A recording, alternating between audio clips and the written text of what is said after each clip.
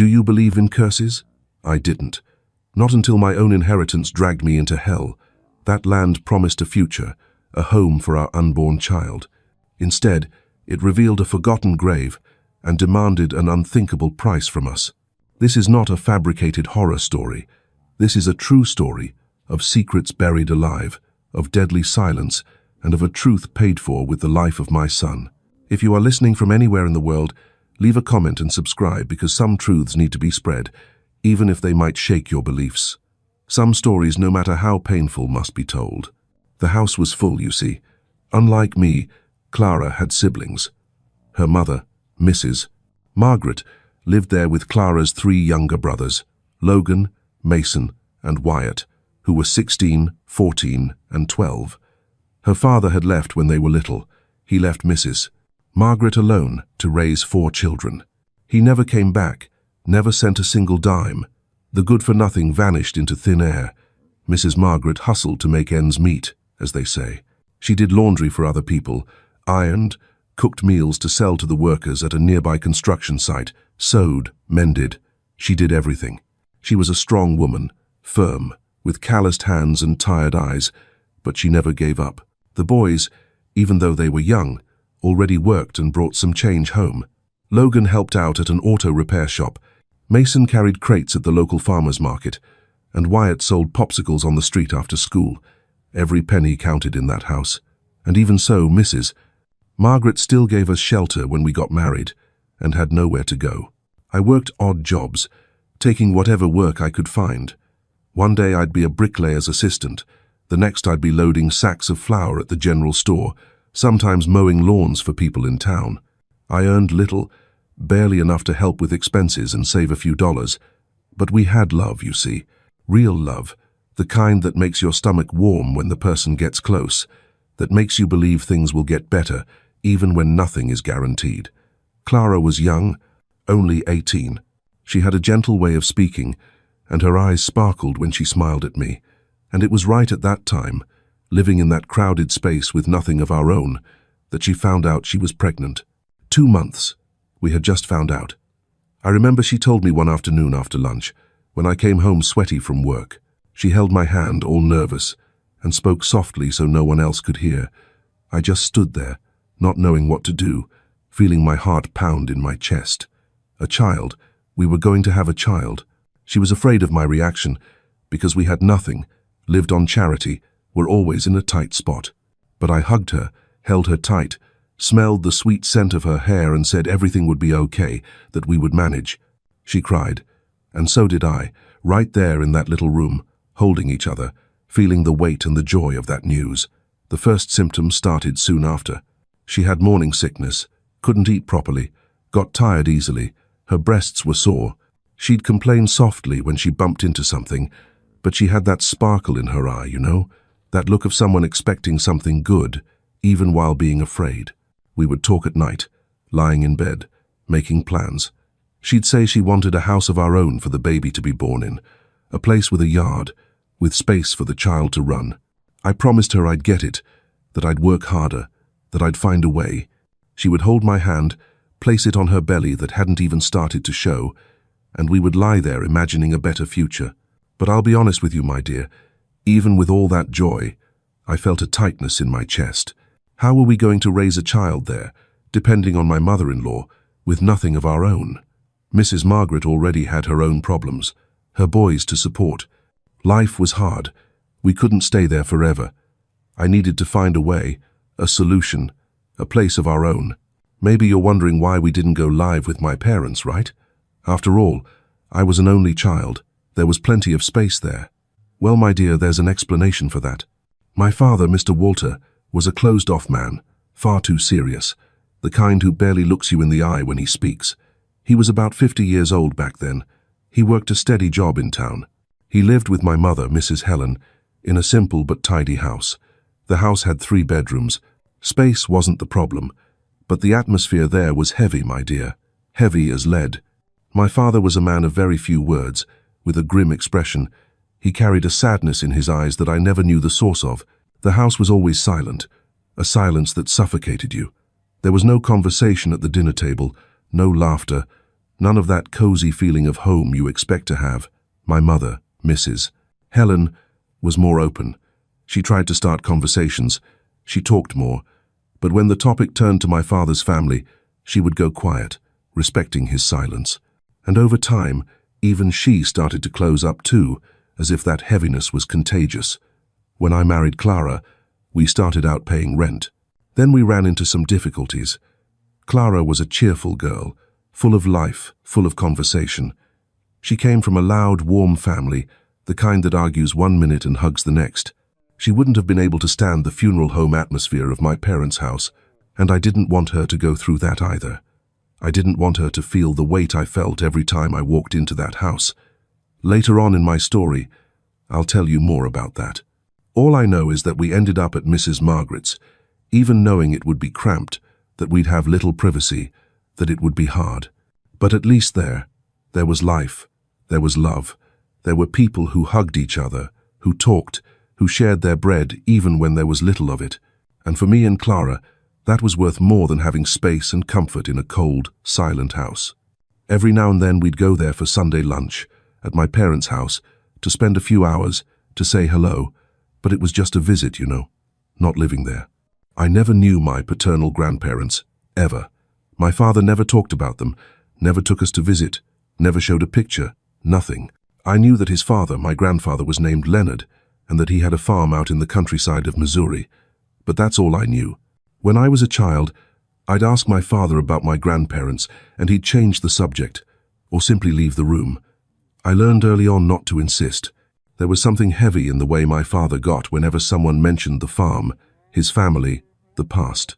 It was like he carried a weight on his shoulders that I couldn't understand. His shoulders would slump, his gaze would become distant, his voice softer. My mother told me not to poke at it, that everyone had their pains, that my father had his reasons for not wanting to talk, and I respected that. But it always bothered me. The feeling that there was a hole in my story, a missing piece that no one wanted to talk about.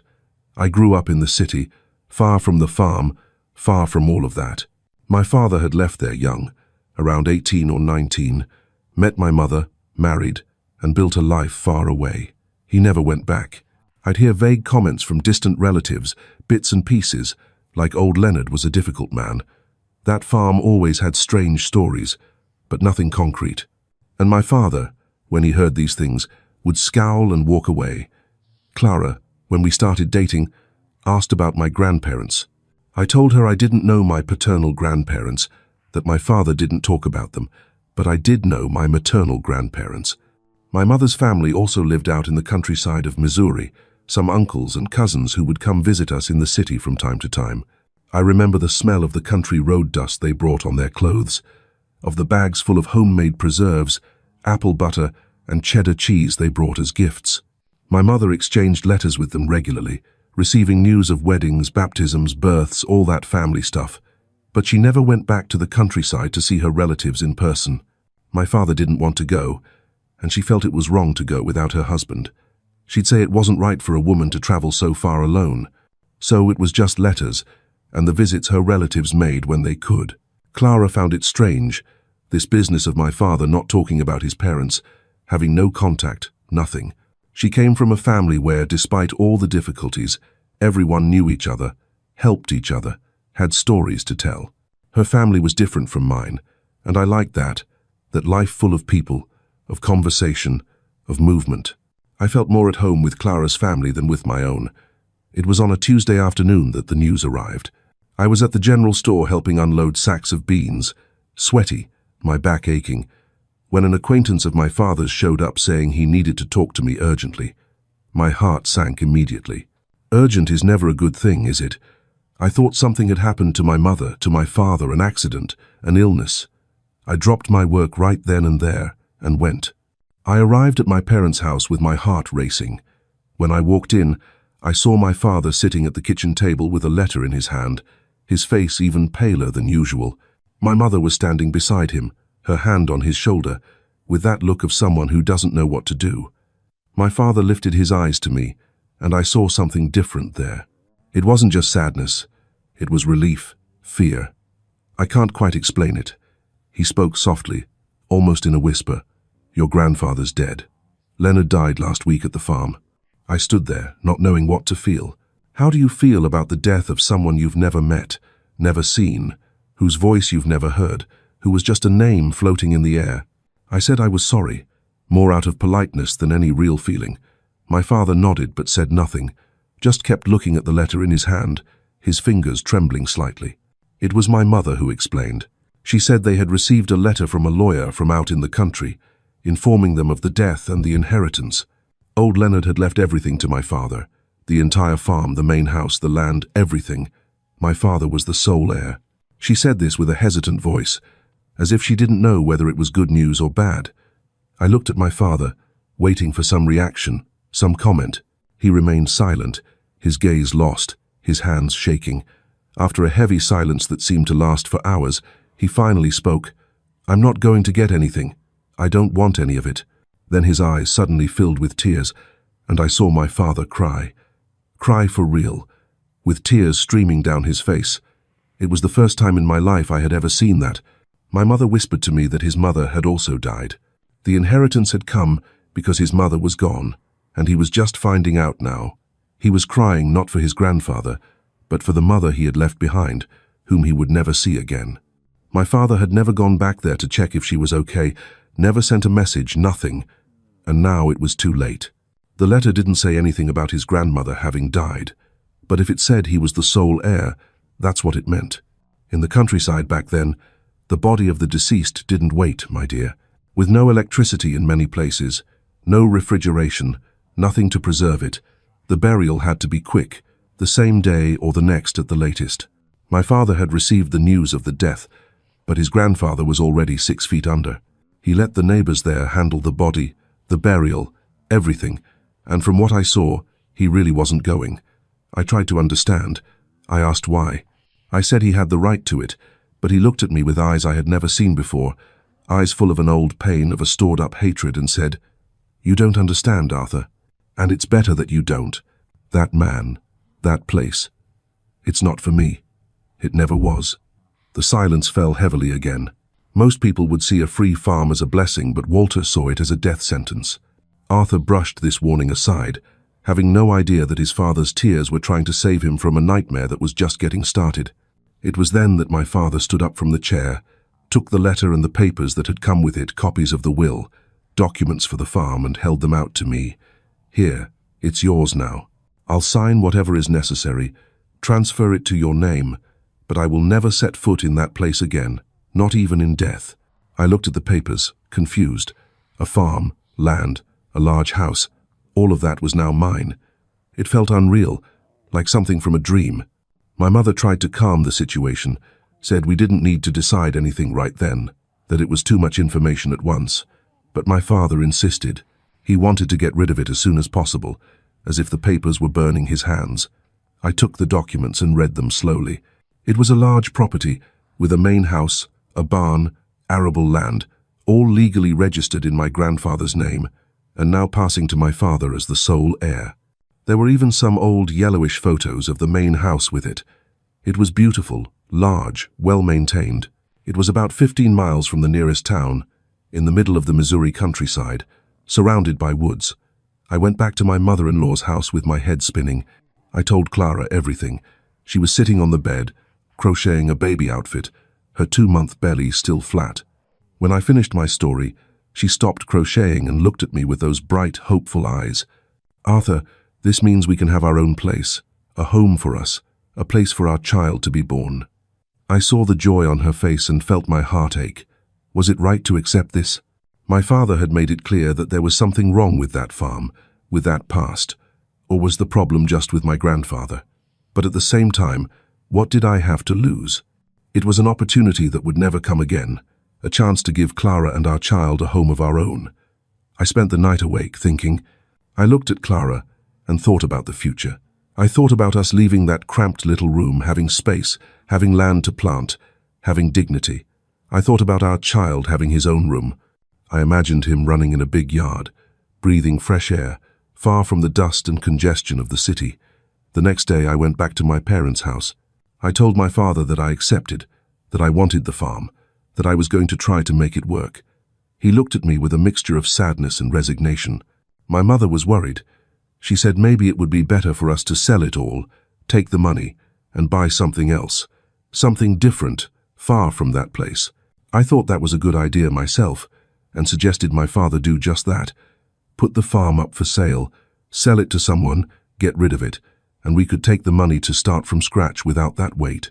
My father shook his head forcefully, as if we had suggested heresy. No, that could take too long, and you need a place to live. Your son will be born there. Since you want to try, then you should try. Maybe for you it will be different. My mother didn't insist, but her eyes pleaded with mine to reconsider. I didn't listen. It wasn't just stubbornness, it was desperation masked as pride. You have to understand, I was a man with a pregnant wife and empty pockets, living on the charity of my mother-in-law. The shame of poverty burns a man's soul slowly. I looked at that deed not as a cursed piece of paper, but as my only lifeline. I convinced myself that my father's fears were just the ghosts of a weak man, ghosts that I, strong, young, and hungry for dignity, could easily defeat. I told myself I was doing it for Clara, but deep down, I was doing it to prove I wasn't a failure, that vanity would cost me everything. You might be blaming me right now, aren't you? Asking why I was foolish enough to ignore every warning. But let me tell you, my friend, poverty has a way of making a man deaf to fear. Back then, I didn't see a haunted house. I only saw a lifeline, the only chance I had to salvage my dignity as a man. That week we went to the county clerk's office. My father, Clara, and I. The notary had already typed up the deed, and it was set aside for signing. When the time came, my father stood there, staring at the paper, his hands trembling.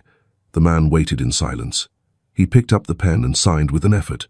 His signature came out crooked, almost illegible.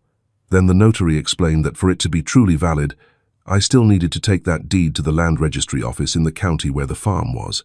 He said the process was slow, all done by hand, stamp by stamp, and that it could take weeks or even months for the final registration to be issued. 2 months passed before everything was ready. The clerk's office sent word that the deed had been registered in the correct name, and I went with my father to pick up the papers. When it was all over, he handed me the documents and said, looking deep into my eyes, "Arthur, I hope you have better luck in that place than I did. I truly hope so. But if anything happens, if you feel that something is wrong, get out of there. Don't be stubborn. Don't try to understand. Just leave." I nodded, not quite understanding what he meant. My mother hugged me with tears in her eyes and whispered, "Be careful, my son. That's all I ask. Be careful." I returned to my mother-in-law's house with the papers in hand, feeling a mix of euphoria and fear. Clara was waiting for me anxiously.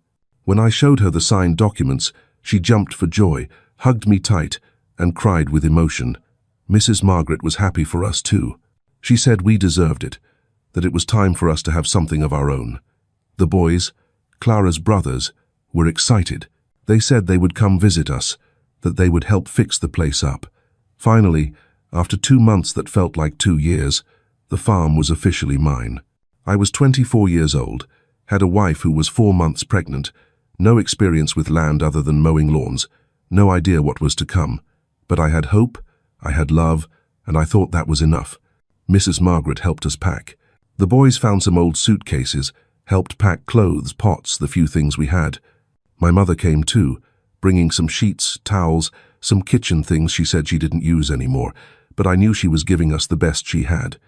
My father showed up on moving day, a rare thing. He stood at the gate of my mother-in-law's house, watching us load our things into an old Ford pickup truck that an acquaintance was letting us use.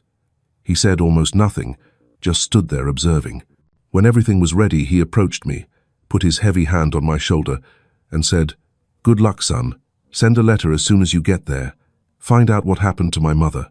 And he left without looking back. Clara got into the truck, her small belly showing, her face flushed with emotion. I got in on the other side and we left. Mrs. Margaret and the boys waved until we disappeared around the corner. My mother was there too, with a handkerchief in her hand, wiping her tears. The road to the farm was long, dusty, and full of potholes. Clara held my hand, looked out the window, caressed her belly.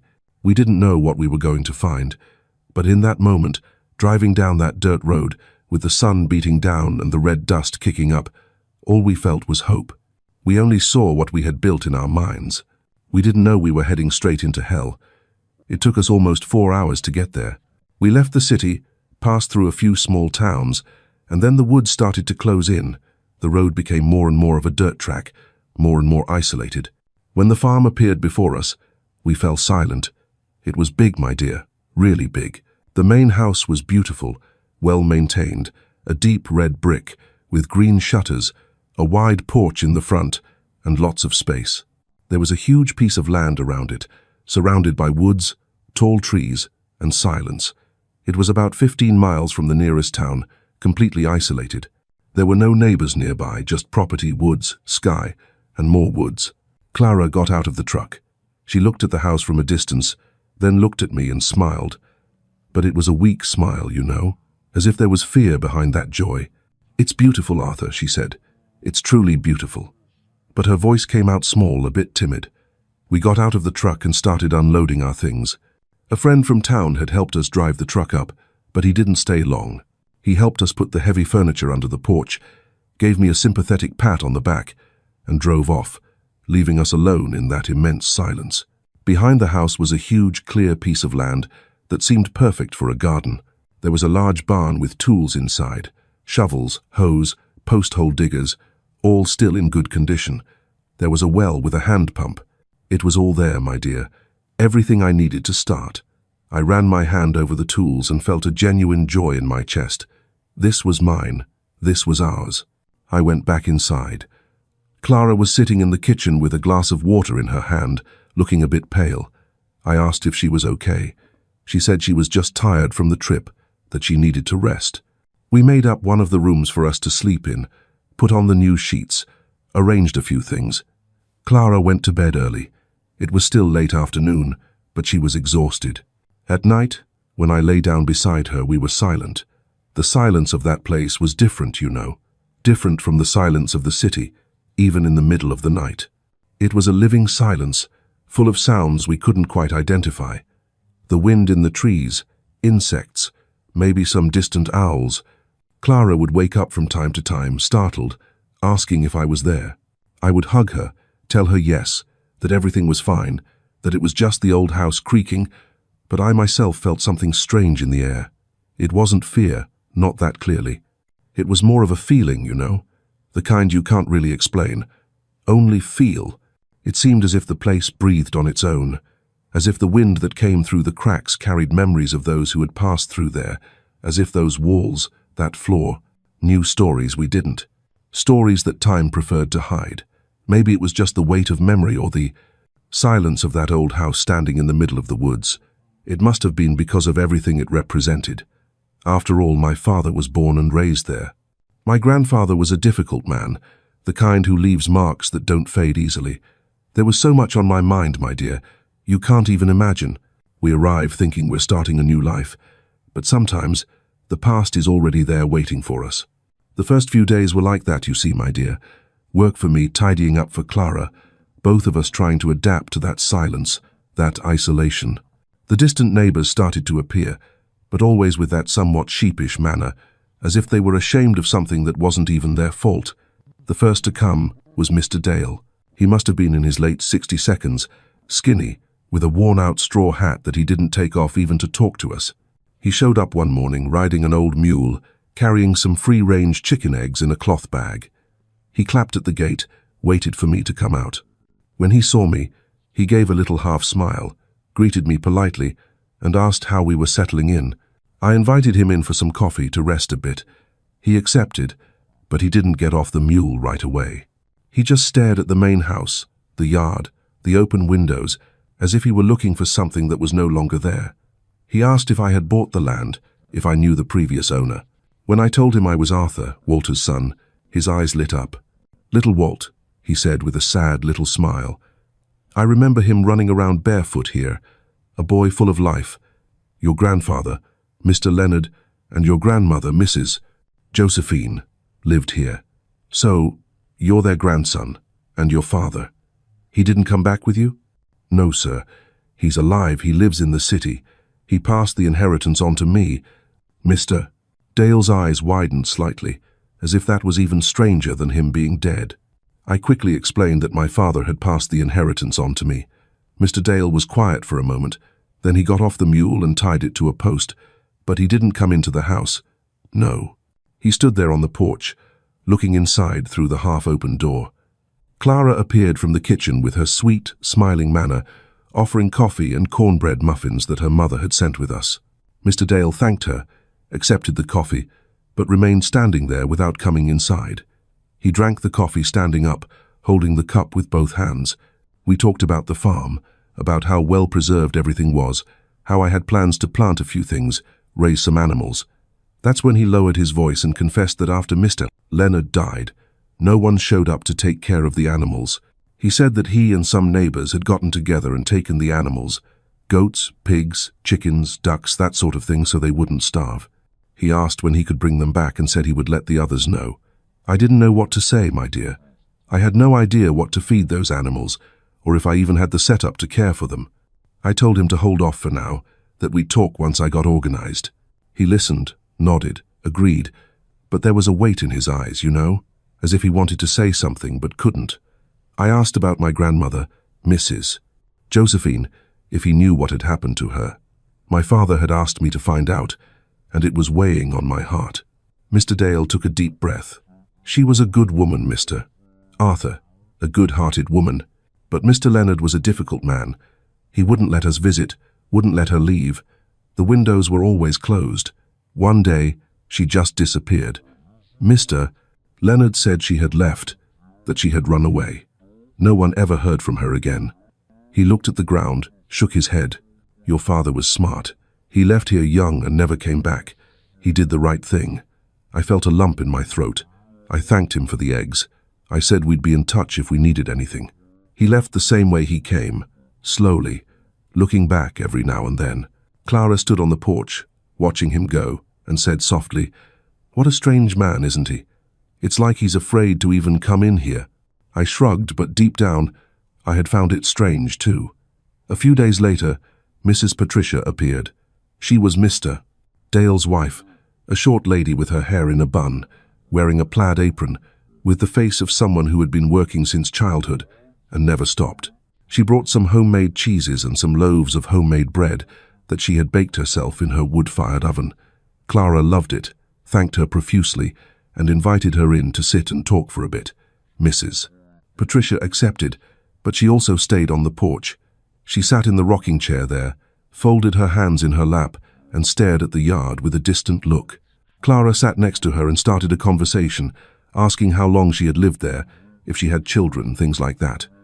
Mrs. Patricia answered slowly, cautiously.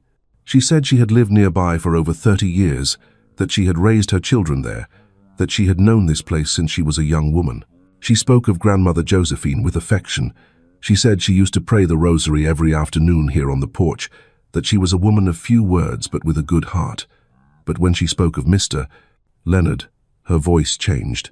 "That man was not a man of God," she said softly. Clara tensed up. I could tell by the way she clutched the hem of her dress. Mrs. Patricia continued, "He was a brutish man, difficult to deal with. He wouldn't let anyone in here. No one visited Mrs. Josephine. We'd see her from a distance when we went to fetch water, when we passed by on the road, but never inside the house." She sighed deeply and added, "When she disappeared, no one believed she had just left, but no one had the courage to ask. No one had the courage to confront Mr. Leonard. It sounds cowardly, doesn't it? But in those days, out in these backwoods, the law was a distant concept, while the fists of brutal men were very real and very close. Sometimes, silence isn't complicity. It is simply the only way the powerless can survive."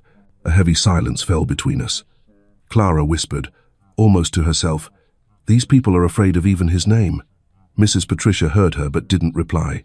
She just stood up from the chair, smoothed her apron, and said she had to go, that she had left clothes on the line and was afraid it might rain. Before she left, she held Clara's hand tightly and said, looking deep into her eyes, "Be careful in this house, young lady. There are things here we don't understand, things that have been kept hidden. If you feel anything strange, don't stay, just leave." And she left, walking quickly, without looking back. Clara stood there, her hand still warm from Mrs. Patricia's grip, her face pale. I was shaken too. I needed to write to my father, to tell him what I had found out. But at night, when I lay in bed next to Clara, the silence returned. That heavy silence, full of things we couldn't see but could feel. Clara curled up, clung to me, and whispered in my ear, "Arthur, I'm scared. Scared of this house, scared of what Mrs. Patricia said." I hugged her, held her tight, smelled her hair mixed with the scent of firewood from the kitchen. I told her I was there, that I wouldn't let anything bad happen to her, that we would be fine. She cried softly, her hand on her belly, protecting the child, and I stayed awake, staring at the dark ceiling, listening to the wind beat against the shutters, hearing the creaks of the old wood, feeling the weight of that place, thinking about my grandmother Josephine, who had left. Where could she have gone? Thinking about my grandfather Leonard, whom no one liked, thinking if I had done the right thing in accepting that inheritance. It was too late to turn back. We were already there, and what was meant to happen would happen one way or another. The day after the conversation with Mrs. Patricia, I knew I had to write to my parents. My father had asked me to find out what had happened to his mother, and now I had at least part of the answer, though it wasn't a good one. It was just a cold, unsettling mystery. I decided I wouldn't tell him the neighbor's darkest suspicions, not yet. I sat at the kitchen table, took out a pen and paper, and started to write. Clara was beside me, embroidering a cloth diaper for the baby. I wrote slowly, choosing each word with care. "Dear Mom and Dad, we've been here for almost 2 weeks now. The farm is large, beautiful, and well kept. There's a lot of work ahead, but we're settling in little by little. The neighbors are good people. I met Mr. Dale and Mrs. Patricia, who live nearby. They remembered you, Dad. They said, 'Little Walt used to run around barefoot here, full of life. They have good memories of you.' Dad, about Grandma Josephine, I managed to find out a few things. Mr. Dale and Mrs. Patricia said that she disappeared one day without a trace. Grandpa Leonard said she had left, that she had run away, but she didn't say goodbye to anyone. They never heard from her again. The people here are afraid to talk about it. They're even afraid to enter the house. I don't know exactly what happened, but I know she wasn't happy here and that Grandpa wouldn't let anyone visit her. I'm writing all this with a heavy heart. I know you wanted a better answer. I wish I had one to give. We need to find out where Grandma is, where she might have gone. Dad, Clara sends her love to you both. She's also writing to my mother-in-law and her brothers. The baby is growing well, thank God. With love, Arthur." I folded the letter, put it in an envelope, and wrote my parents' address. But you couldn't mail a letter from the farm. No mail came, no news, nothing. We were truly isolated, my dear. So, once a week, I would go down to the town to drop off and pick up mail at the post office. Mr. Dale had lent me an old horse, a gentle bay who knew the way with his eyes closed. It was about 15 miles of dirt road, dusty when it was sunny, muddy when it rained. It took about 2 hours, more or less, depending on the weather. I got to town and dropped the letter at the post office. The mailman, a fat man with a white mustache, took the letter, stamped it, and said it would go out the following week. I took the opportunity to buy a few things: salt, sugar, kerosene for the lamp, some candles. I returned to the farm in the late afternoon, with the sun already setting on the horizon. Clara was waiting for me on the porch. She asked if everything had gone well. I told her yes, that the letters had been sent. She sighed and said that now all we could do was wait. We went inside, had a silent dinner, and went to bed early. The exhaustion from the trip weighed on my body. My hips ached from riding the horse for so long. I wasn't used to it. The following week, I went back to town. When I got to the post office, the mailman called me by name. "Mr. Arthur, there's a letter here for you." I felt my heart beat faster. It was from my mother. I recognized her beautiful, neat handwriting, her calligraphy. I thanked him. I put the letter in my shirt pocket close to my chest. I didn't want to open it there in the middle of the street. I wanted to be at home with Clara by my side. I bought the things I needed and went back to the farm. Clara saw me arrive and could tell by my demeanor that there was news. "Did a letter come?" she asked anxiously. I showed her the envelope. She was sad that there was no letter from her mother. We sat on the porch and I opened it slowly. Clara read over my shoulder. My mother's handwriting was firm, full of affection. She said my letter had been like a welcome visit, that Dad had read it in silence, without a word, but she had seen the relief in his eyes. She wrote that she thought it was good for him to hear the neighbors thought his mother might have left. It gave him hope. He had cried so much when the inheritance letter came, she said, not just for his father, but for the mother he felt he'd abandoned. She said my father mentioned she might have gone to her sister's house in northern Tennessee. She ended the letter by thanking God that I was there with a good-hearted woman, asking me to take care of her and our grandchild. With love and missing you, signed, your mother, Helen. Clara had tears in her eyes when she finished reading. Your mother is a wise woman, Arthur. I nodded, folded the letter carefully, and put it back in my pocket. That night, we went to bed earlier than usual. Clara was tired. Her belly was starting to grow, the baby demanding rest. I turned off the lamp, lay down beside her, and held her hand. The silence of the farm returned. That heavy silence that we were starting to know, but that still bothered us. But in the middle of the night, Clara woke up with a start. She sat up in bed suddenly, panting, her face pale even in the dark. I quickly lit the lamp and asked what had happened. She was trembling, her hand on her chest. I had a dream, Arthur. I dreamed of a woman. Her voice came out in a small, frightened whisper. She was standing in the yard, looking at the house. She had a rosary in her hands, one of those with white beads, and her eyes were full of sadness. Deep sadness.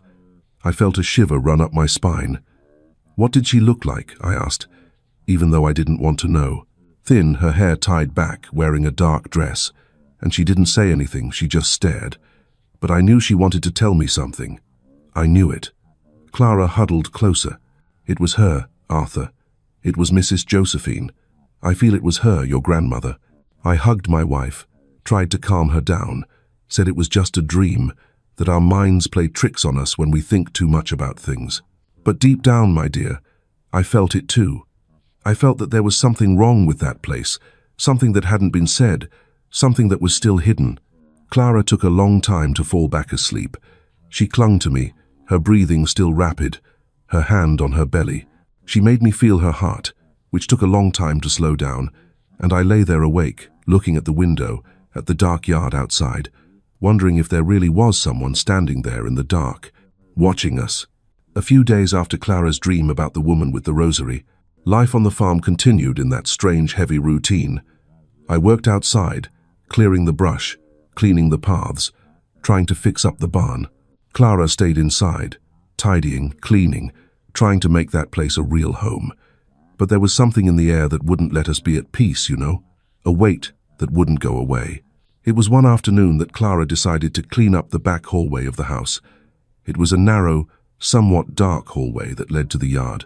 There were some old crates piled up, some broken furniture, the kind of stuff you leave forgotten because you don't know what to do with it. She was there sweeping, clearing away cobwebs, when she noticed a small, low door, almost hidden behind an old cabinet. When I got back from work, she called me. "Arthur, come see something." I went over, still sweaty, with the hoe in my hand.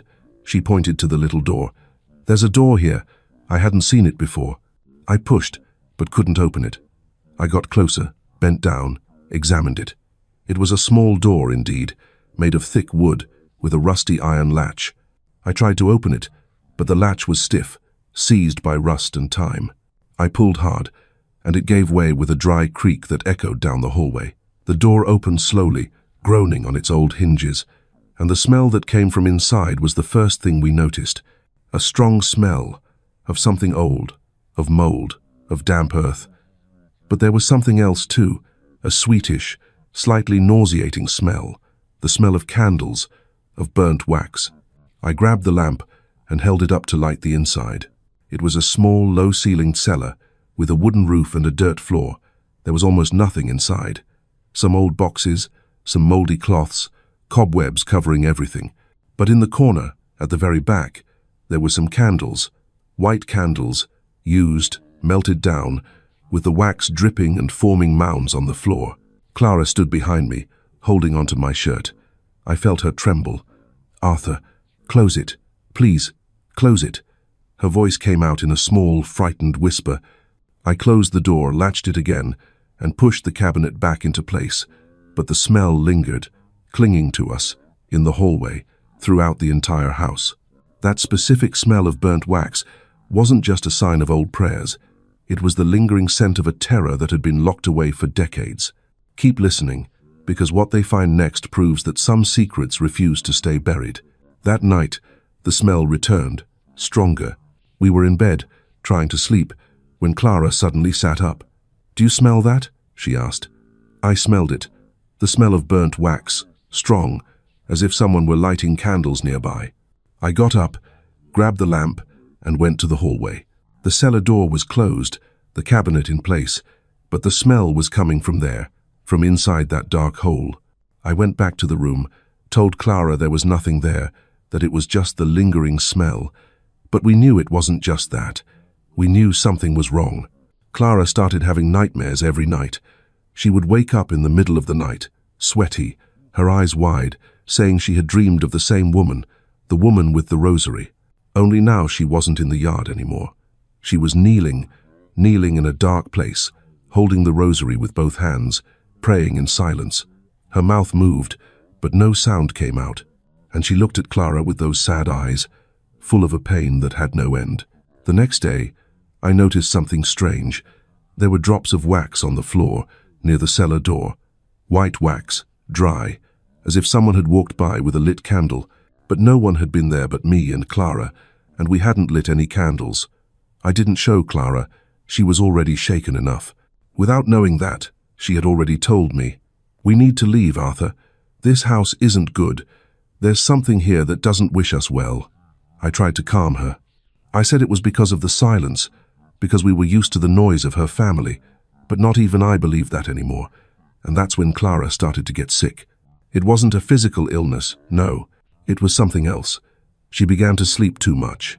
She slept in the morning, she slept in the afternoon, she slept at night. She would wake up tired, with dark circles under her eyes, her face pale. She said she had terrible nightmares, but she couldn't remember what they were about. She only remembered the kneeling woman, the praying woman, the woman looking at her with those eyes that were asking for something. And worse, she started saying things she didn't remember later. I would wake up in the middle of the night and see her sitting up in bed, staring into space, murmuring softly. When I asked what she was saying, she wouldn't even answer. She would just be lost, as if she were somewhere else. And in the morning, when I asked if she remembered anything, she would shake her head, confused. Did I say something? I don't remember anything, Arthur. I was getting desperate, my dear. My wife was wasting away in front of me, and I didn't know what to do. I called Mrs. Patricia, asked for help. She came, looked at Clara, made herbal tea, blessed her with a sprig of rue. But when she saw my wife's condition, she shook her head sadly. This house is asking for something, Mr. Arthur. It's asking to be heard. And until you listen, the young lady won't get better. If I tell you something, my dear, just remembering this whole story gives me goosebumps all over, especially on the back of my neck, you know. I feel that chill running up my spine, a shiver that won't go away. Some people don't believe in these things, think it's just old folks' tales, imagination, but I swear to God it's true. Every word I'm telling you really happened. It's my own life. And there are things you don't forget, no matter how hard you try. And I understood that Mrs. Patricia was right.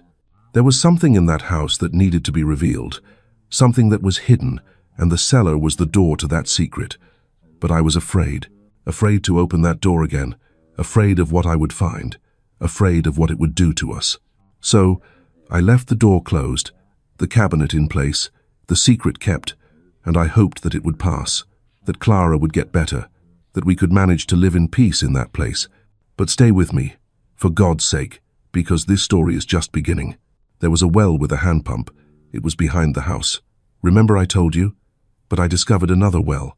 This well was on the side of the house, covered with some old planks and surrounded by tall weeds. It was near the window of the room where we slept. In the first few days, I hardly noticed it, you know. I only passed by it when I went to get firewood for the stove. It was just another part of that big yard, another forgotten corner in the middle of the woods, and the time came when I was going to clear the weeds there. That day I cleaned everything up, but I didn't touch the well because I was too tired. It was that night that I heard the noise for the first time. I was lying down, trying to sleep, when I heard it, a faint sound coming from a distance. It sounded like water moving, as if someone had thrown a stone into the well and the water had splashed against the walls. I sat up in bed, listening carefully. The sound continued for a few seconds and then stopped. Clara heard it too. She squeezed my hand and whispered, "Did you hear that?" I said yes, that it must be some animal, a possum, a raccoon, things like that, but we knew it wasn't. We knew there was something different about that sound.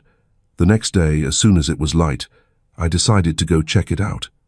I couldn't have that on my mind. I needed to understand. I removed the old planks covering its opening, one by one. The wood was rotten, full of bugs, heavy with moisture. When I removed the last one, I looked inside. It was deep, my dear, very deep. The sunlight barely reached the bottom. You could see the water, but it was way down, dark, still. The walls were made of large stones, stacked one on top of the other, covered in green, slippery moss. And there was that smell of wet earth, of old things, of stagnant water. And the cold, that normal well cold that chills your face.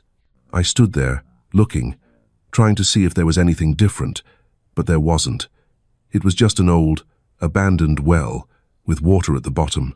Nothing strange, nothing that explained the noises we heard in the night.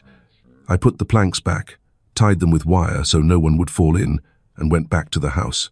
The following nights the noise returned. Can you believe it?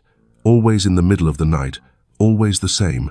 Water moving, lightly splashing against the stones of the well, and with the sound came that chill, a cold that seeped in through the gaps in the window, that clung to your skin, that made you pull up more blankets.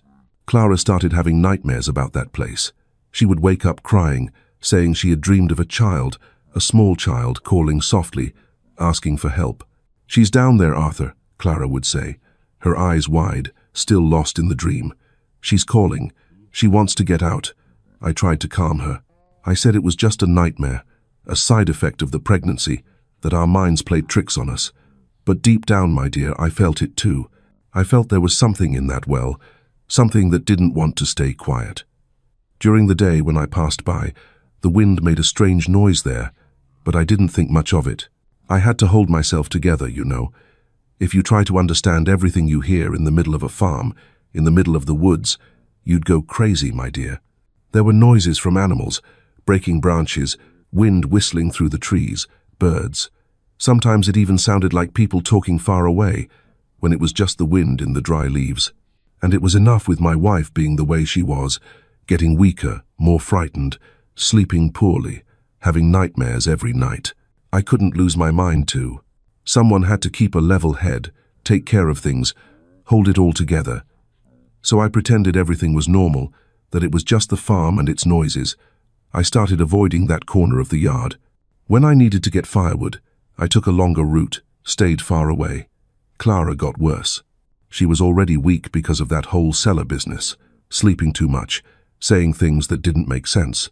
And now there was this business with the well too. She would wake up in the middle of the night, sit up in bed, look at the window that faced the yard, and just stay there, staring into the darkness at the well. When I asked what she was looking at, she would say, "There's someone there. There's a child out there." I would jump up, my heart pounding, look out the window, and see nothing but the dark woods, the empty yard, the covered well, but Clara insisted. She said she saw a small shadow standing near the well, a shadow that just stood there, looking at the house as if it wanted to come in. Things started to get even stranger. The air inside the house changed. It became heavy, hard to breathe. There were times we'd suddenly feel a chill, even in the middle of the day with the sun beating down outside, a chill that came from nowhere, that froze your body, that made the hairs on your arms stand on end. And the smells, my God, the smells. Sometimes we'd smell wet earth, something rotten, stagnant water. The smell came from inside the house. It seemed to seep out of the walls, the floor. We cleaned everything, scrubbed, mopped with salt water, but the smell always came back. It always returned. Clara cried a lot. She said she couldn't take it anymore, that she wanted to leave, that this place wasn't good for us. She would hold her belly, protecting the baby, as if she were afraid that all this would harm the child. And I, my dear, I didn't know what to do anymore. I was afraid to admit she was right, afraid to admit we had to leave and go back to my mother-in-law's house, to that cramped, suffocating situation we were in before. But I was stubborn, young, proud. I had bet everything on that farm, had left the city, had brought my pregnant wife there. I couldn't give up now. I couldn't go back and tell my father he was right, that the place was cursed. Really, I remembered going to sign those papers at the clerk's office with my father. That farm was mine now, it was ours, we had to accept it. So I stayed, we stayed, trying to endure. The weeks went by, her belly was growing, nice and round, about 5 or 6 months pregnant. You could feel the baby moving inside. Clara would put my hand there so I could feel the little kicks. It was beautiful, you know, moving. It was one morning that Clara came into the kitchen with an idea. Her eyes were shining, with an excitement I hadn't seen in a long time. "Arthur," she said, holding my hand, "we need to make a garden, a beautiful garden with vegetables, herbs and flowers to bring some life to this house." The day before, I had come back from town with a letter from my mother-in-law, Mrs. Margaret. Clara had read and reread that letter about 10 times, smiling with her eyes misty with longing. Her mother asked if we had a garden, if we were eating fresh vegetables, if I was taking good care of her and the baby. She said she missed her daughter, that her brothers sent their love, that she prayed every day for us to be well. And Clara was more cheerful after that letter. It seemed like her mother's words had given her strength, you know, a new spirit. "Mom is right, Arthur. We need to plant. We need to have vegetables, green things, living things." Behind the house was that huge, clear piece of land I'd seen, but in one corner of it, I'd noticed an old, abandoned garden plot. It was all ruined, dead tomato plants, weeds taking over, the soil cracked and dry. It must have been beautiful once, but now it was just sad. It must have been beautiful once, but now it was just sad. I thought maybe she was right, that we needed to do something different, something that would bring life, color, hope. So I agreed. I said I would make a new garden out back, in that clear patch of land there. I asked Mr. Dale for help. He always helped me. He was a good man, despite all the fear he had of the farm. When I told him I was going to make a garden, his eyes lit up. "That's good, Mr. Arthur, very good. Good earth needs life. It needs things growing." He showed up the next day with a sack full of seedlings. He brought lettuce, tomato, kale, chives, cilantro, even some little flower seedlings that Mrs. Patricia had sent. Mrs. Patricia said a pregnant woman needs to see beautiful things growing. "Flowers cheer the heart," he said, handing everything to Clara. She thanked him with misty eyes, hugging the seedlings as if they were babies. I had refused to take the animals back in that first conversation, remember? I had told him to hold off for now, that I didn't know how to care for them. But Mr. Dale didn't give up. A few days later, he showed up and made me go to his house to get a rooster and some hens. He helped me bring a pair of them over. We made a few trips back and forth. I improved the chicken coop with some planks and wire mesh. I fixed the roost. Mr. Dale explained that I had to give them corn and clean water every day, let them scratch around during the day to eat insects, greens, the things chickens like. At night, you lock them in the coop, otherwise a predator will get them, he advised. In the morning, you let them out, change the water, give them corn, and let them roam. They know how to take care of themselves. They're smart animals. Clara was overjoyed whenever she found eggs in the morning, running to show me as if they were treasure. The next day, bright and early, I grabbed the hoe, the spade, the rake. Clara came with me, all excited, her round belly showing under her flowered dress. She sat in the shade of a large tree nearby, her hand on her belly, watching me work. I was going to start digging where the old garden was, where the soil had already been tilled. It would be easier. But Clara raised her hand and pointed to the other side. "No, Arthur. I want it over there, in that little corner." I looked at the spot she was pointing to. It was a patch of virgin soil, covered in weeds, about 6 feet away from the old plot. "Clara, the soil is softer over here," I argued, pointing to the existing garden. "It'll take me twice as long to break new ground." But she wouldn't budge. She stood there, a strange certainty in her eyes, pointing a trembling finger at that specific patch of weeds. "No, Arthur, it has to be there."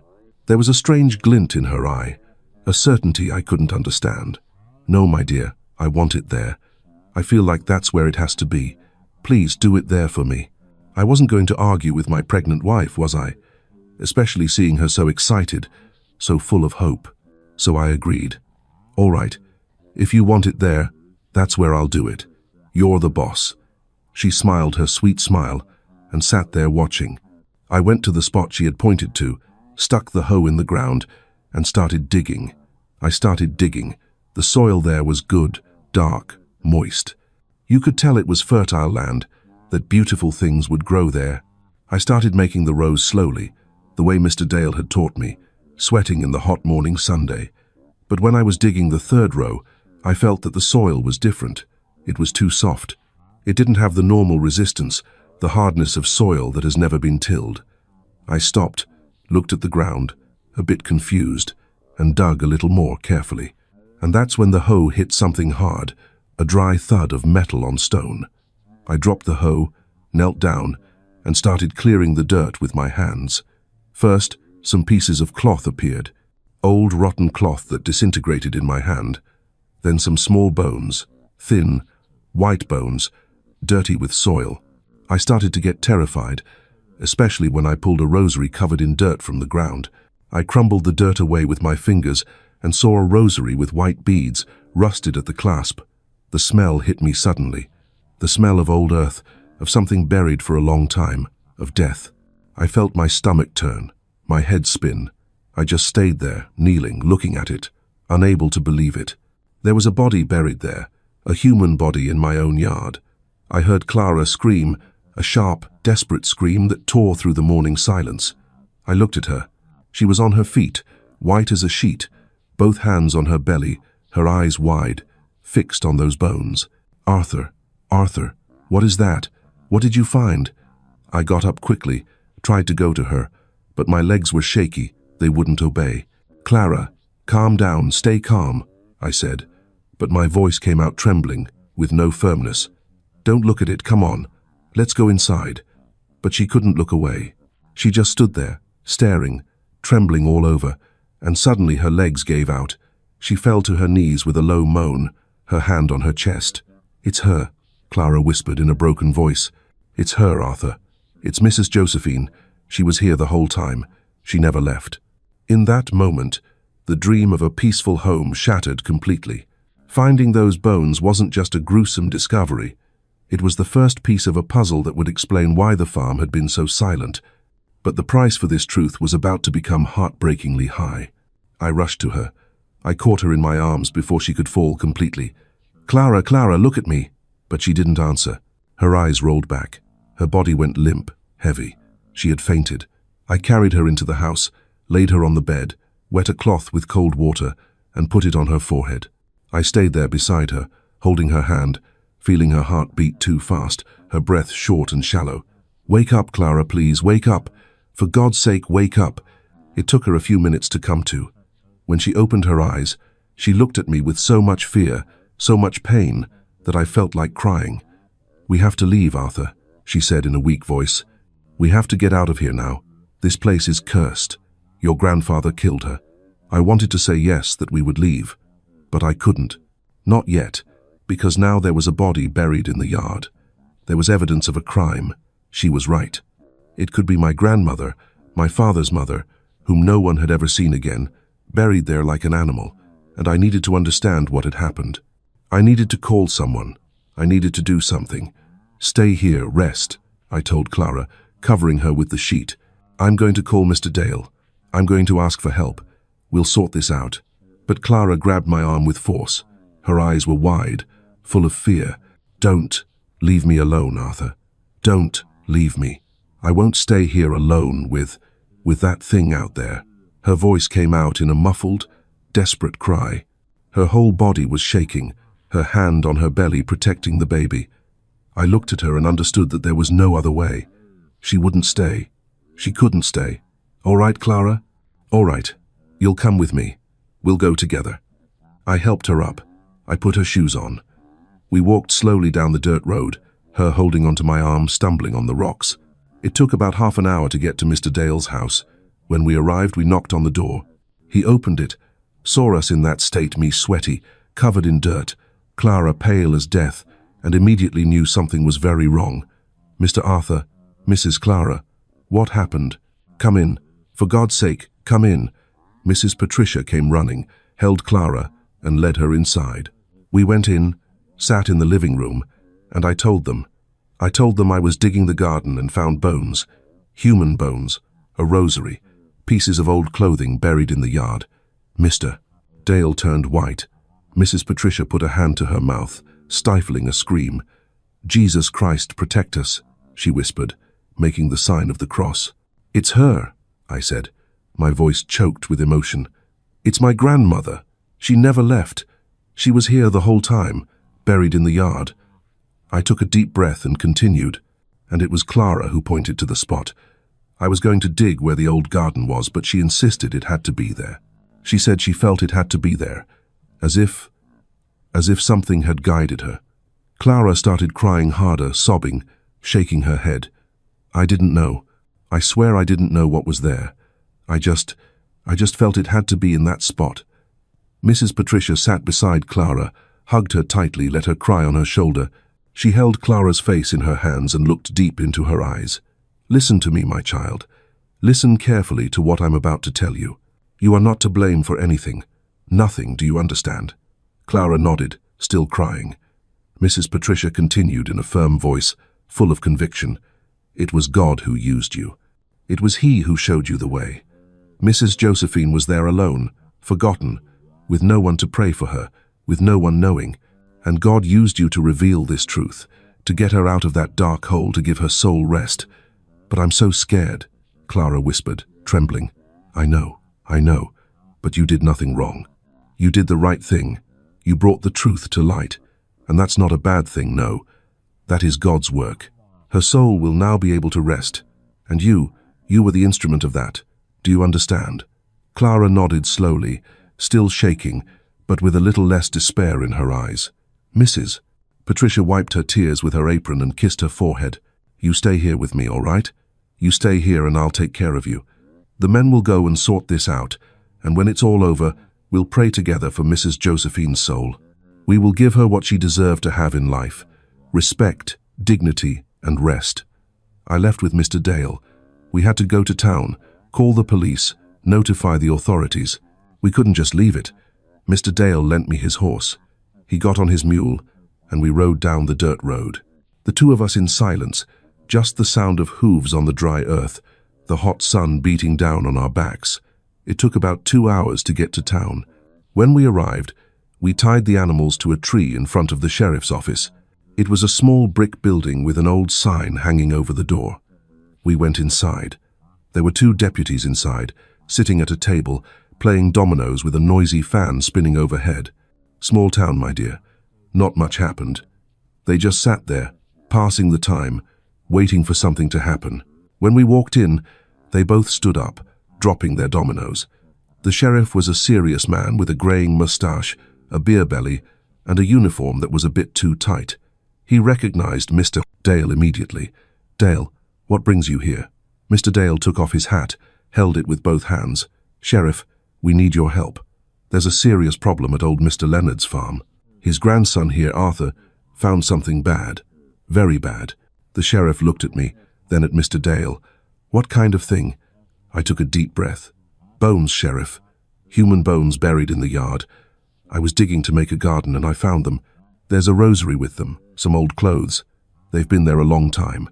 The sheriff got serious, looked at the other deputy, a skinny investigator with Coke bottle glasses. "Get the coroner. Tell him we're heading out now, and get the car ready." It took about 15 minutes. The coroner showed up, a middle-aged man with a leather briefcase in his hand.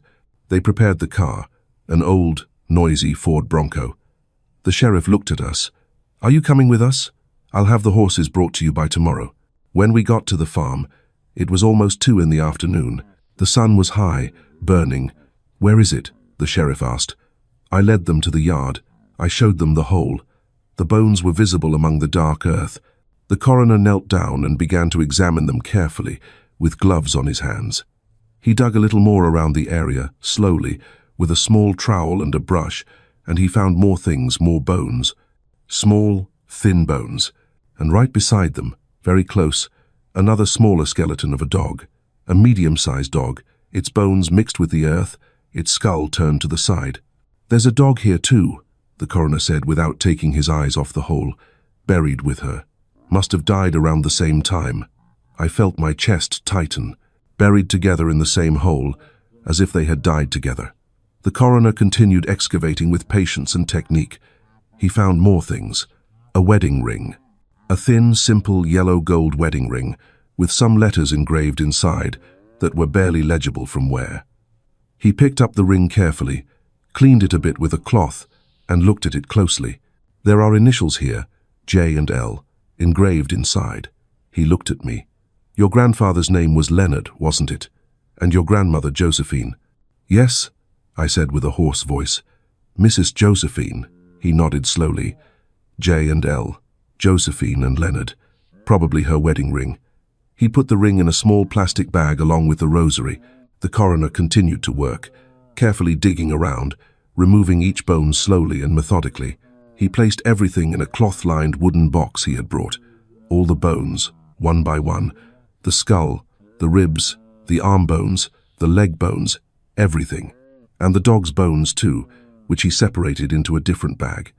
"I'm taking all this to the hospital in the city," he explained as he worked. "They have a lab there, a medical examiner.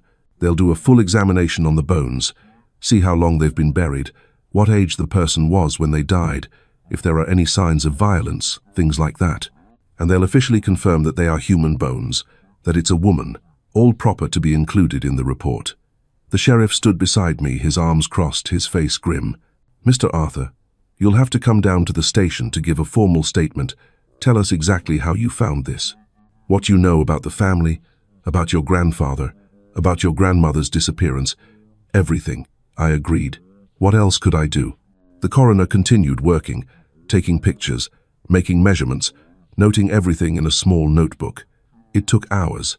When he finished, they covered the hole with a cloth and cordoned off the area with a rope.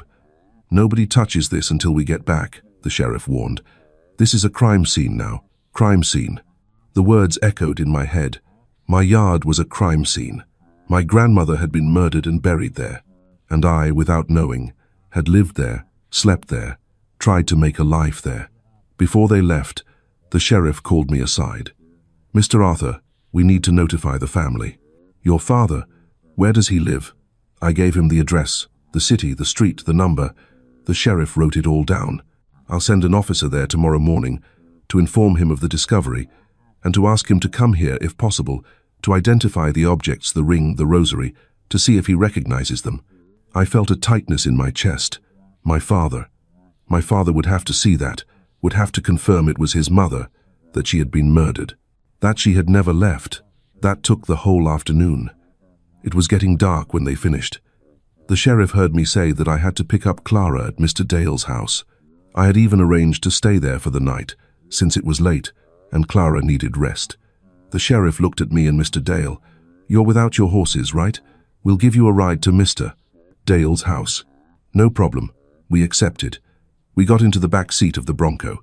The coroner carefully placed the box with the bones in the trunk, and we set off down the dirt road, kicking up dust. No one said anything, just the sound of the engine, the creaking of the car on the bumpy road, the wind coming in through the open window. When we got near Mr. Dale's house, I could see from a distance that something was wrong. There were people at the door. Mrs. Patricia was on the porch, waving frantically, yelling something we couldn't yet hear. The sheriff sped up. We arrived and got out of the car, running. Mrs. Patricia's eyes were red, her face wet with tears. "Thank God you're here. Thank God. It's Clara." My heart stopped. I ran into the house and saw it the worst sight in the world. Another one for my collection on this terrible day.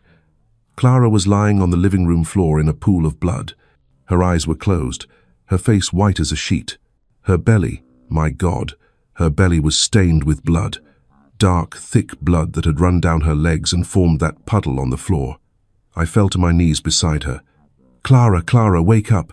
For God's sake, wake up." I held her hand. It was cold, too cold. Mrs. Patricia spoke behind me, sobbing.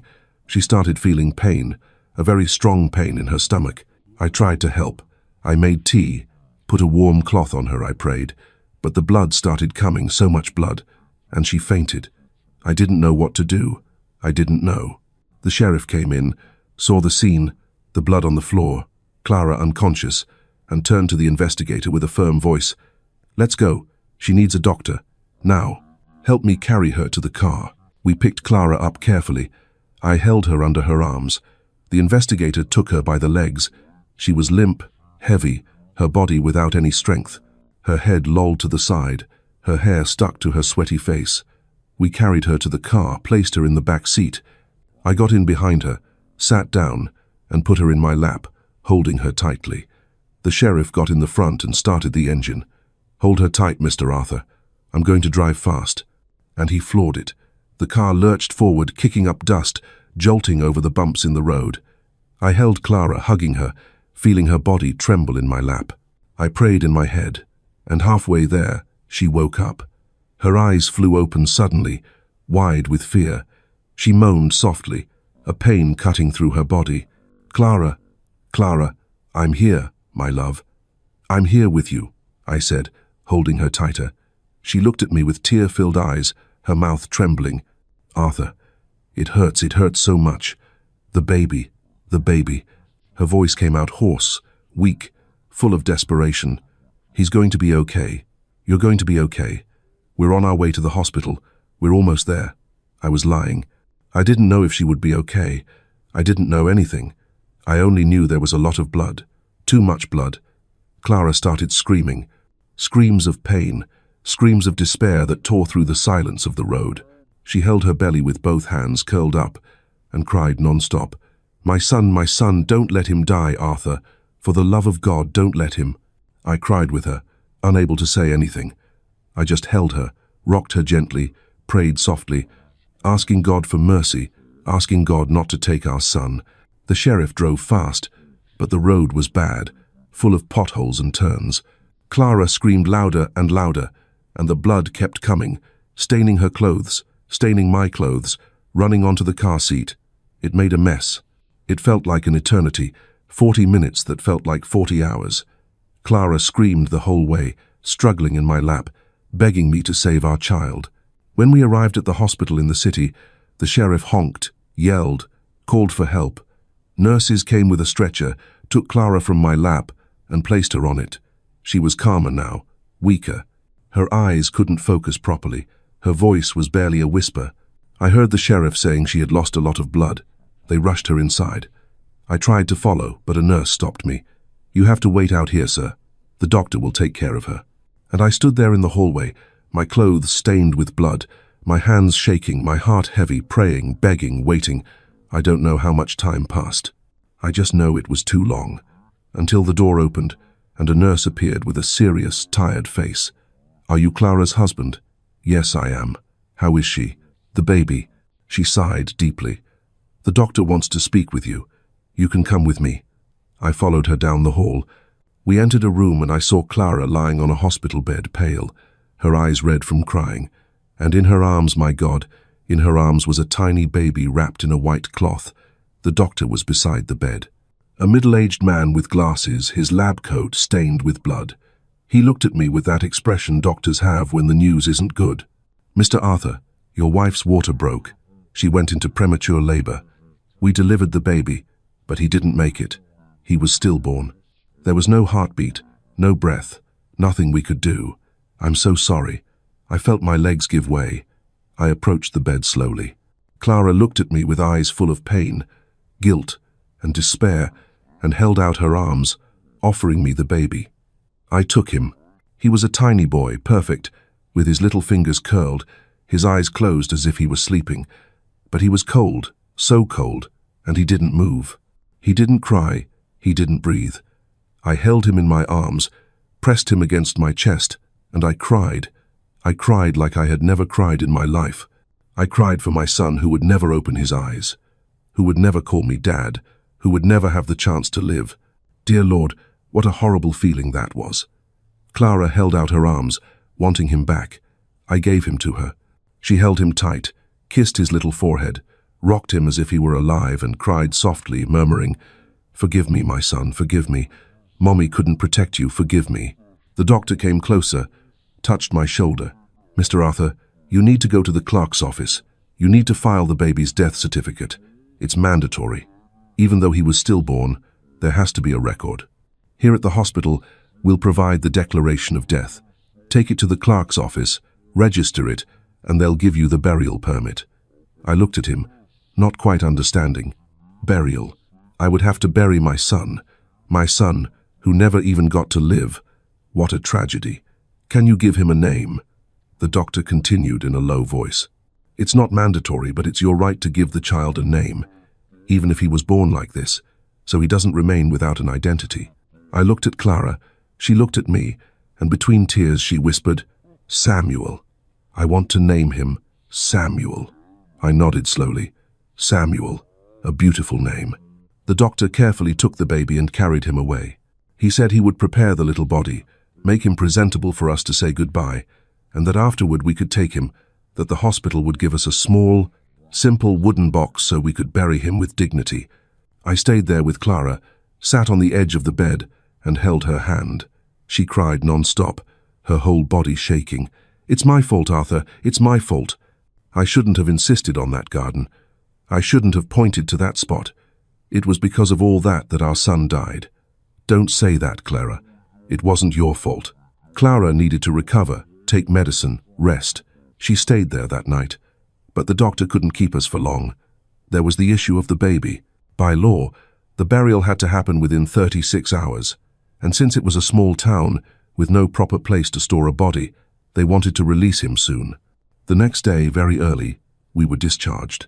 And we also received Samuel's little body in a small, light wooden box, closed, so light it felt like it weighed nothing, and the death certificate I needed to take to the clerk's office. I went there that same morning, registered the death. The man at the office did everything rather quickly, barely looking at me. He wrote down the name Samuel, son of Arthur and Clara, stillborn, and gave me the burial permit. We went back to the farm that same day. An officer drove us at the sheriff's request. Clara was silent, clutching the little box, not letting go. I stared out the window, watching the road go by, feeling the weight of it all. When we arrived, the house was empty, silent. The officer asked if we wanted him to notify Mr. Dale and Mrs. Patricia. We said yes. What bothered me was that we would have to bury our son in that cursed land. We got home in the morning. The sun had barely dried the dew from the yard. Clara, her body still weak, held our son's little box with all the delicacy in the world. No one spoke, no one cried anymore, as if all the tears had already been shed in the hospital. Clara looked at me and asked, Arthur, bury him right next to where your grandmother was. Don't leave our son alone. They're all the same family, all the same blood. I simply agreed. I took the shovel and went to the patch of earth next to my grandmother's hole. I dug slowly, feeling the weight of each lift of my arm like a prayer, like a plea for forgiveness. The ground there seemed even heavier than usual, as if the farm itself resisted accepting another life. Mr. Dale and Mrs. Patricia arrived later. I was still digging. They had called the closest neighbors, who stood in silence, watching from a distance respectfully. The box was terrifyingly light. That is a weight no father should ever know, the weight of a life that never began. It felt like I was holding nothing but air and shattered dreams.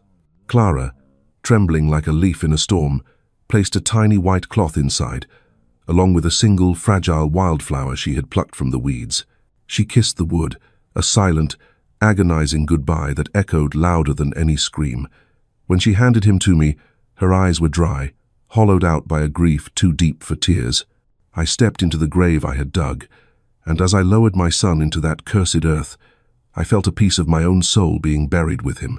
There is no pain quite like what Arthur and Clara are feeling right now, a hollow ache that money or land can never fix.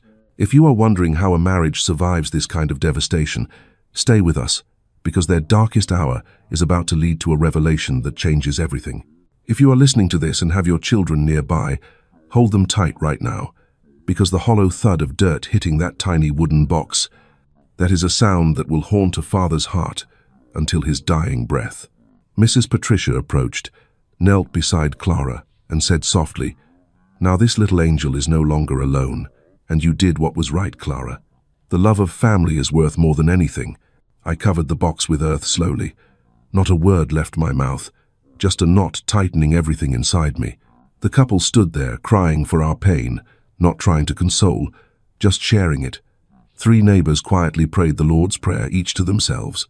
That day, the wind stopped. The air in the house stood still, heavy. It was as if time had held its breath, not daring to move in the face of so much sadness. Clara disappeared inside, walking slowly without looking at anyone. I stood there, blaming myself in silence, thinking that if I had listened to my wife, none of this would have happened. The pain of guilt is one of the saddest things there is. About 3 or 4 days after we buried Samuel, I was in the yard trying to fix the chicken coop when I heard the rumble of an engine coming down the road. It was 7 in the morning, the sun still low, the mist clinging to the ground. I looked and saw the car coming up slowly, kicking up dust. It was my father's car. My heart sank. The police had notified them, and now they had come to see, to confirm, to face the truth that my father had run from his whole life. The car stopped at the gate. The door opened. My father stepped out of the car, looking like a man who hadn't slept in days. His clothes were wrinkled, his eyes red and sunken. My mother followed, clutching her rosary so tightly her knuckles were white. When my father saw me, he didn't wait for an explanation. He walked straight to me, tears already streaming down his face. "I know it's her, Arthur," he choked out, embracing me. "I feel it. And the dog. He buried them together, didn't he?" He didn't need a confirmation. The truth was written in the very air of that cursed place. The police hadn't even officially confirmed it, but he didn't need to see. He knew. Deep down, he had always known. We let go of each other. He wiped his face with the back of his hand. My mother came and hugged me too, but in silence. She wasn't crying, just holding that rosary, praying softly. We went into the house. My mother looked around, searching. "Where's Clara? Didn't she come to greet us?" I felt my throat tighten. I looked at the floor. She's in the room, she's lying down. She's not well." My mother frowned. "What happened? Is she sick? And the baby?" I couldn't hold it in. The tears came. "She lost the baby, Mom. We lost our son." My voice came out hoarse, broken. "It was a boy. We named him Samuel. We buried him here in the yard, next to where we found Grandma." My mother put a hand to her mouth, stifling a scream. My father was paralyzed. His face turned white, his eyes wide, as if he had been punched in the stomach. "Samuel," he whispered, the color draining from his face. "You named him Samuel?" His voice trembled so violently it scared me. I nodded, confused. "Yes, Clara chose it." "Why?" My father closed his eyes as if in physical pain, whispering to a ghost I couldn't see, because that was his name too. I stared at him, confused. "His name? Who?" "My brother," he whispered. "My little brother, Samuel." There was so much pain in that moment that I couldn't process anything else. I had an uncle I never knew, an uncle with the same name as my son. My mother looked devastated. They both hugged me at the same time, and we cried together. My mother said later, "Take me to her. Let me see Clara." We went to the room. Clara was lying on her side, facing the wall, her hand where her belly used to be. When she saw her mother-in-law, she tried to get up, but she didn't have the strength. My mother rushed to her, sat on the edge of the bed, and hugged her. "My child, my dear child." My mother cried with her, rocking her as if she were a child. "I'm here now. I'll take care of you. Everything will be all right." Clara cried in her arms, cried out everything she still had bottled up, and my mother stayed there, holding her, stroking her hair, doing what one mother does for another. In silence, without questions, just love. My father and I left the room, leaving the two of them alone. We went to the kitchen. He sat in a chair, running a hand over his tired face. "Where is it, Arthur? Where did you find her?" "In the yard, Dad. Come, I'll show you." We went outside. We walked slowly to the spot. The earth was still disturbed, where the police had dug, where they had removed Grandma's bones. Beside it, a small mound of fresh earth, the size of a child who never got to grow. My father stopped, looked, just stood there, breathing deeply, trying to control himself. "There?" he asked, pointing to the larger hole. "There, Dad. That's where I found her. Grandma's bones were there, and next to them, the bones of her dog, buried together." I pointed to the small mound. "And here, next to it, this is where we buried Samuel." Clara asked to bury him with her. She said they were all the same family, all the same blood. He knelt down, touched the earth with his hand, slowly, respectfully. My mother, and now my grandson. His voice was a whisper. All here, all in this cursed land. I stood beside him, not knowing what to say. After a while I told him, "Dad, if it weren't for Clara, we would have never known. I was going to dig where the old garden was, but she insisted it had to be there. She pointed to the exact spot, as if something had shown her, as if Grandma had called to her." My father looked at me, his eyes full of tears and guilt. It was God who showed Clara, Arthur. My mother couldn't stay hidden there any longer. God used Clara to bring the truth to light, so my mother wouldn't be alone in that hole anymore. He looked up at the sky, tears streaming down his face. "Thank you, Mom. Thank you for not giving up. Thank you for calling someone. Forgive me.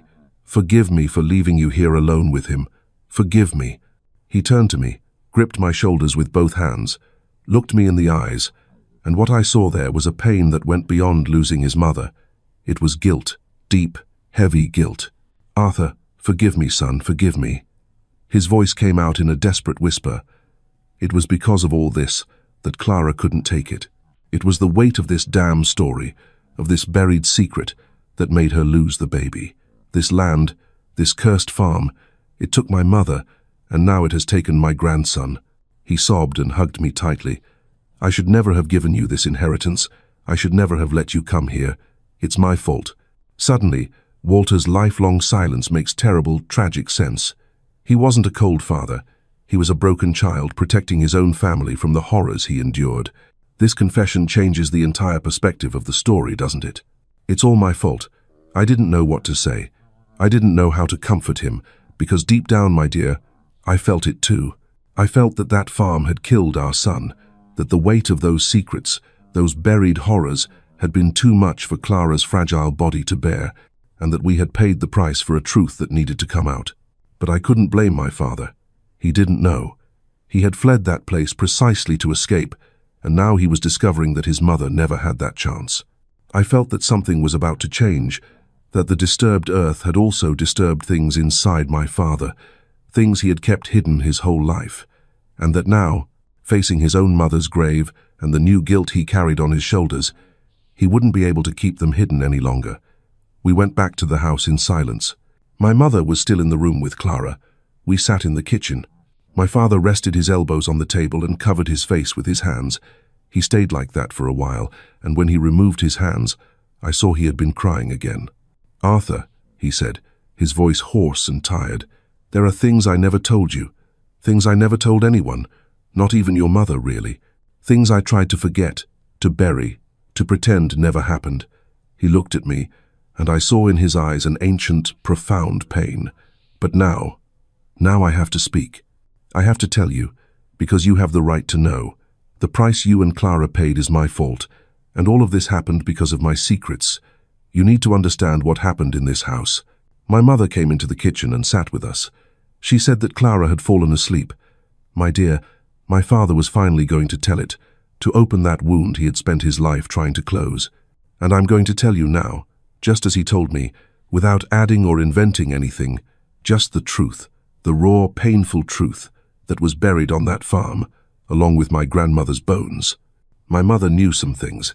She knew her father-in-law had been violent, that her husband had run away from home young, that he held a deep resentment from his childhood, but she didn't know everything. She didn't know the worst of it. My father had never had the courage to tell her. He was ashamed. He was afraid. And there, in that kitchen, my mother would discover secrets about her husband she had never imagined, horrors she had never suspected. And I would discover that my father wasn't just my father. He was a survivor, a man who had been through hell and had somehow managed to come out alive on the other side. He began slowly in a low voice, his gaze lost on the wood of the table. He spoke of his father, old Leonard, my grandfather whom I had never known, and thank God I never did. He said he was a violent, cruel man who would beat them for anything. A wrong look, a word out of turn, a dropped plate. Anything was a reason for a beating. He said that when he was a little boy, his father would lock him and his mother in the cellar. That cellar that Clara had discovered, with the smell of wax and damp earth, They would stay down there, in the dark, with only candles for light, for a whole day, or two, sometimes 3. The old man would bring them food, stale bread, water, and then lock them up again. He'd say they weren't good, that they didn't behave, that they needed to learn to obey. They relieved themselves right there on then. About 2 months after we moved in, Clara found out she was pregnant. Again, 2 or 3 months pregnant. She probably got pregnant at my parents' house on the floor. Later, when they were let out, his mother would go back and clean it all up. And then my father paused, took a deep breath, and said something that made me freeze. He said he had a brother, a younger brother, Samuel, who was 7 years old. I was paralyzed. A brother. I had an uncle, Samuel, the same name as my boy. Why had no one ever told me? I looked at my mother, Mrs. Helen. She was staring at her husband, her hand covering her mouth, her eyes wide with the same shock I felt. She didn't know this. She was learning it right alongside me. I was about to speak, to ask, but my father continued, and I didn't have the heart to interrupt. I couldn't. He needed to talk. He needed to let it all out. He said that Samuel was tiny, skinny, afraid of everything, that his father beat him too, locked him in the cellar with them, that their mother, Mrs. Josephine, tried to protect her 2 sons as best she could, but she couldn't. The old man was too strong, too violent, and she was afraid. Afraid of dying, afraid he would kill the boys. My father closed his eyes, clenched his fists on the table, and told us that after a while, his father started doing worse things, much worse. His voice broke, shattering into 1,000 painful pieces. He couldn't look at me. He looked at his hands he had scrubbed raw for years trying to wash away the memory. "He didn't just beat me, Arthur," he whispered, the words dragging themselves out of his throat like shards of glass. He used me.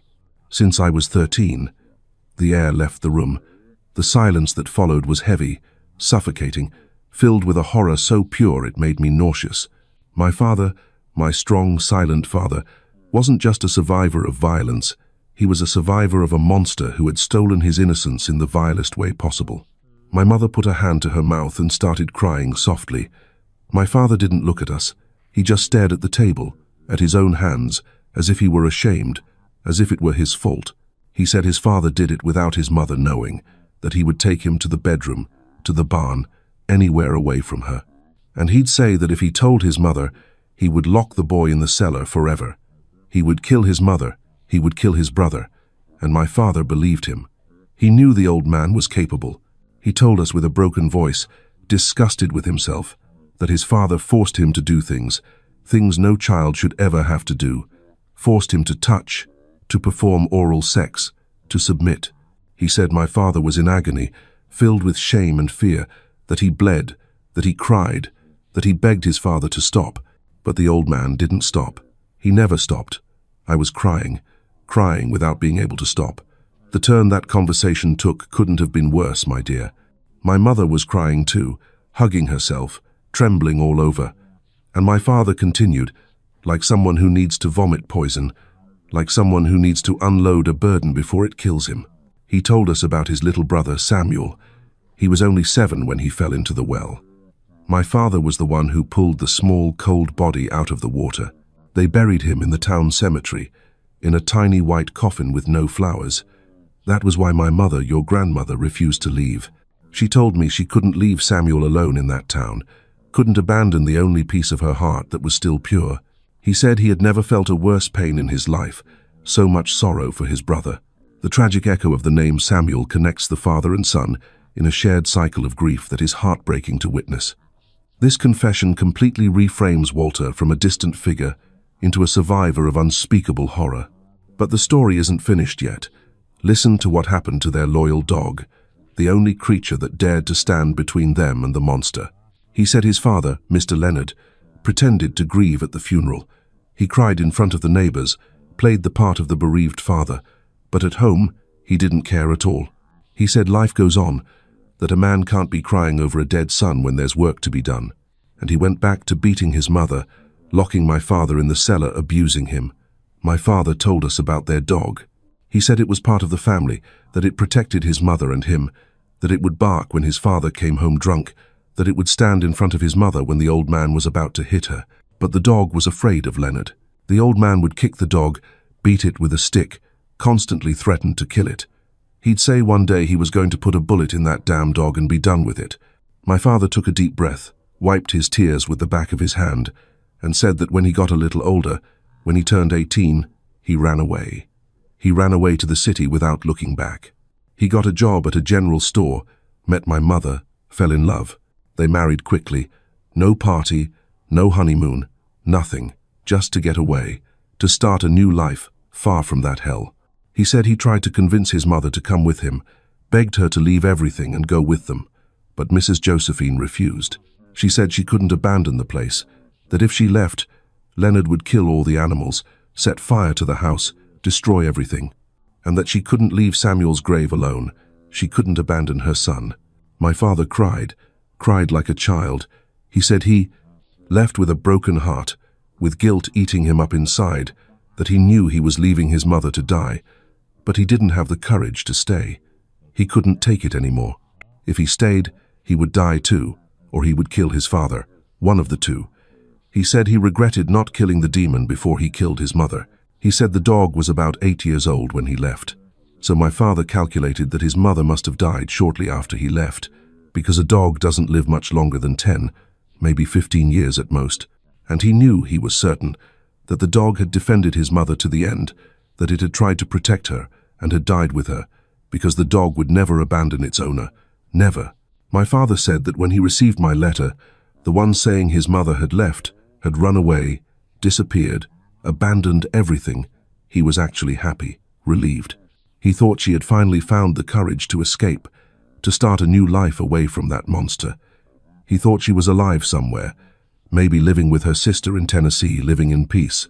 He was even making plans to find her address and see his mother again. But that hope was short-lived. The truth was different. She had never left.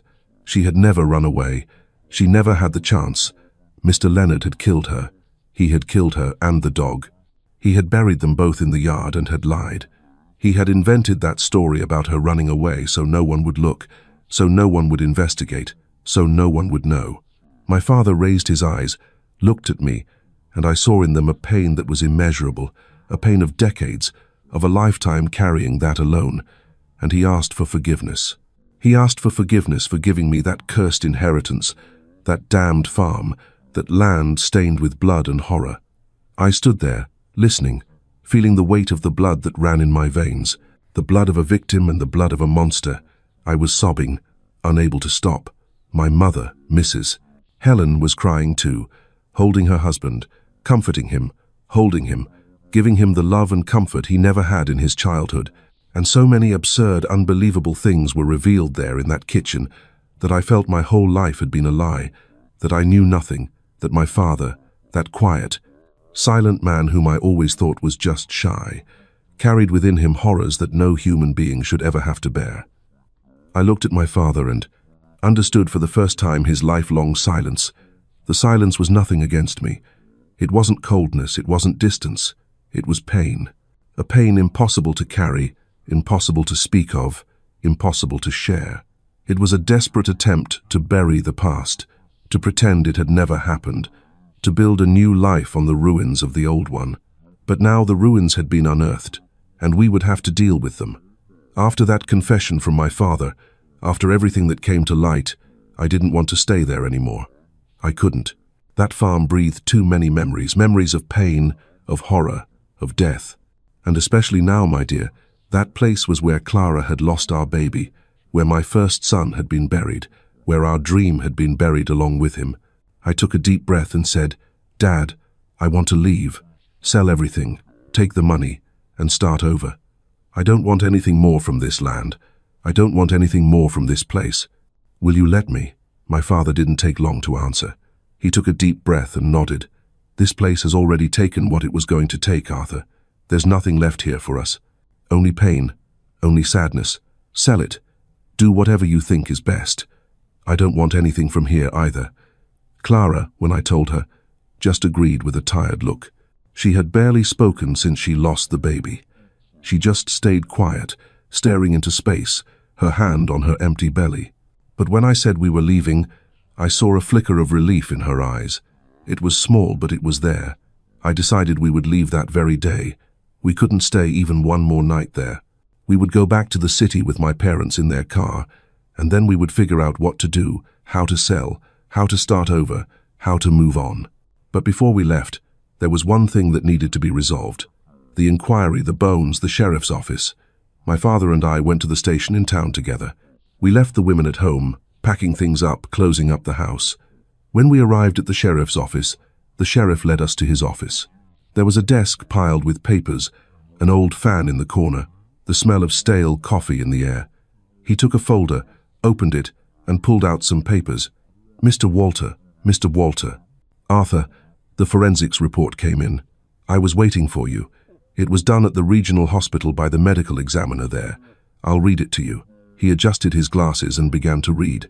He said the bones were of an adult woman between 40 and 50 years of age, that she had died about 25, maybe 30 years ago, that the exact time was difficult to determine due to the condition of the bones and the time they were buried in the earth.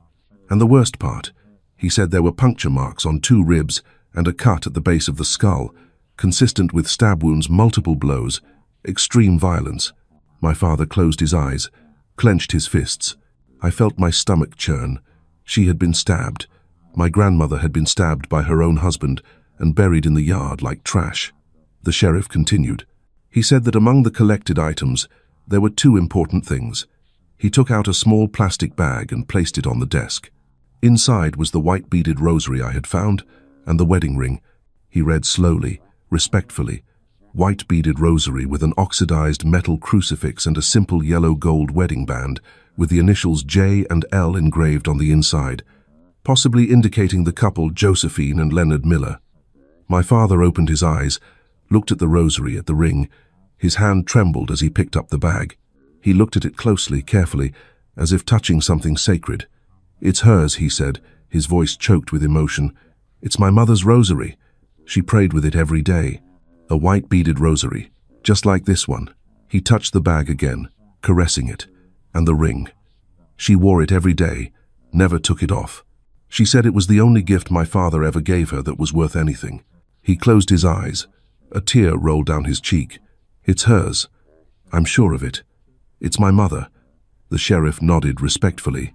"Then it's confirmed. It's Mrs. Josephine, your mother. My condolences, Mr. Walter." He picked up another paper and placed it in front of us. "You need to sign here, acknowledging the items and authorizing the closure of the inquiry. Since Mr. Leonard is already deceased, there's no way to prosecute or arrest anyone. The case will be closed as a homicide, with a known perpetrator but no possibility of trial." We signed, me, my father, the sheriff, as a witness, and that was it. It was officially closed. My grandmother had been murdered, and her killer had died without paying, without being tried, without being punished. The sheriff said the body, the bones, had been released for burial, that we could pick them up from the regional hospital. They would be provided in a simple wooden crate, supplied by the county, and that a patrol car could transport them to the cemetery in our hometown if we wished. My father agreed. He said he wanted to bury his mother with dignity, in a real cemetery, with a headstone, a name, flowers, not buried like an animal in the backyard. We went to the hospital and picked up the crate. It was small, light, weighed almost nothing, just bones. Old, dry bones that had once been a person, a woman, a mother, my grandmother. The patrol car took us to the city where my parents lived. But before we left for good, we made one stop. We needed to say goodbye to the friends we had made there, Mr. Dale and Mrs. Patricia. We hugged and cried. That couple had been more than neighbors. They had been friends, family, support. They had been there in our worst moments, had helped us when no one else could. "You'll be okay," Mrs. Patricia said, holding Clara's hands. "God will take care of you. He'll give you strength. You're young. You'll have other children." Mr. Dale hugged my father and held him tight. "Mr.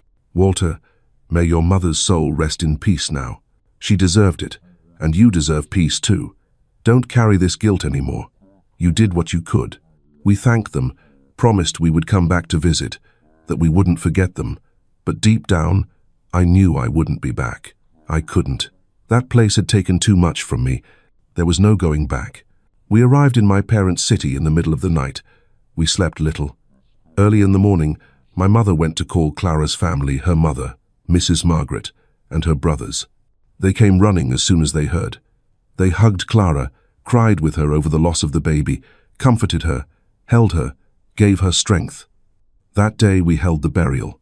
It was quiet, simple, no wake, no mass, nothing, just family. Me, Clara, my parents, Clara's family, and no one else. We didn't want to draw attention, didn't want the story to spread. We didn't want people talking, gossiping, making things up. The coffin was small, simple, made of light wood, unadorned. We took it to the cemetery, to the grave that had been dug in the early morning, and we buried her slowly, with respect, with love. My father placed a simple marker, just the name Josephine Miller, and the date of birth he remembered, and the estimated date of death from the forensics report. He said he had ordered a granite one, but it wasn't ready yet. We stood there around the grave. We prayed the Lord's Prayer, the Hail Mary. We asked God to have mercy on her soul. We asked for forgiveness for her having been buried for so long, forgotten, alone. And we thanked God for revealing the truth, for using Clara to bring Grandma back, to give her rest. And so, my grandmother Josephine finally had a grave with a name, a place of rest, a place where we could visit, bring flowers, light a candle, pray for her. She was no longer buried in the yard, hidden as if she were nothing. She had dignity now. She had peace. And we, my dear, we could also begin to have peace. The truth had come out, the secret had been revealed, and now we could slowly try to move on, try to heal, try to live. After the burial, after everything that had happened, we stayed with my parents. My father and mother opened their doors to us, without asking anything, without demanding anything. They just took us in a way they never had before.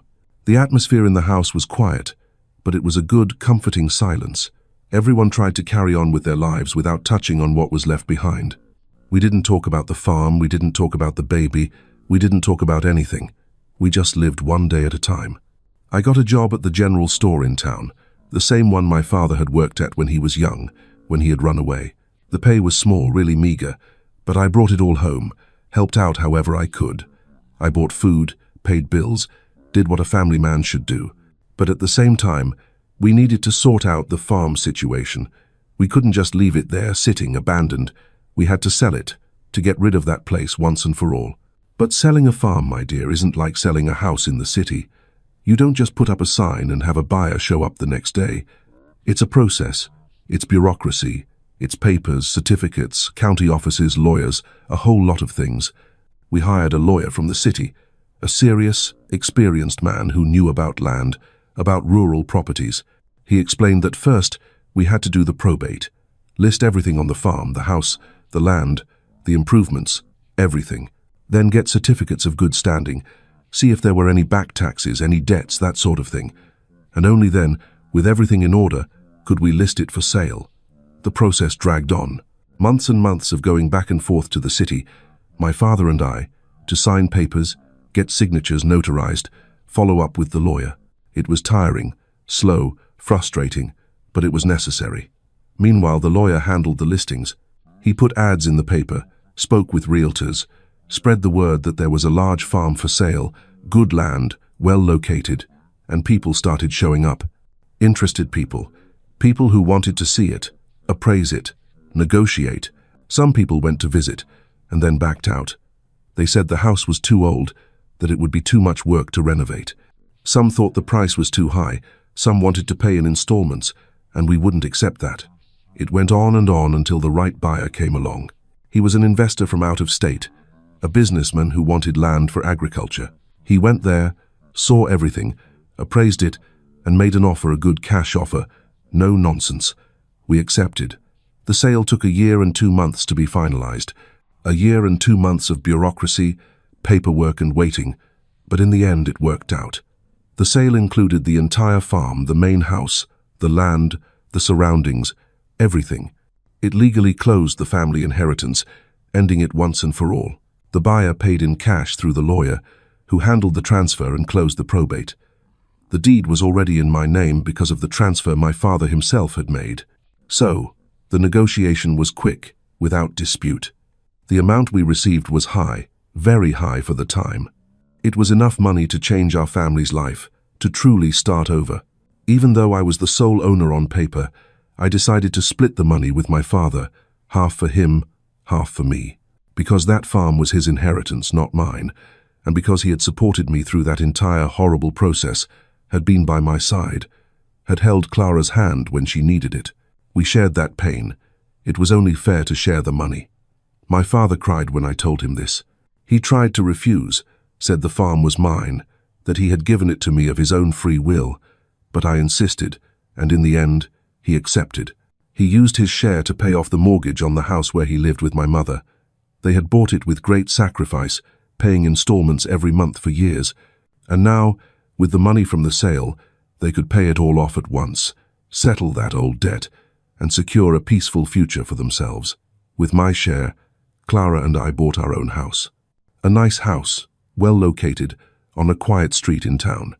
It wasn't a big house, not a rich person's house, but it was ours. It had a yard, a porch, enough space to start a new life. It was exactly what Clara had always wanted.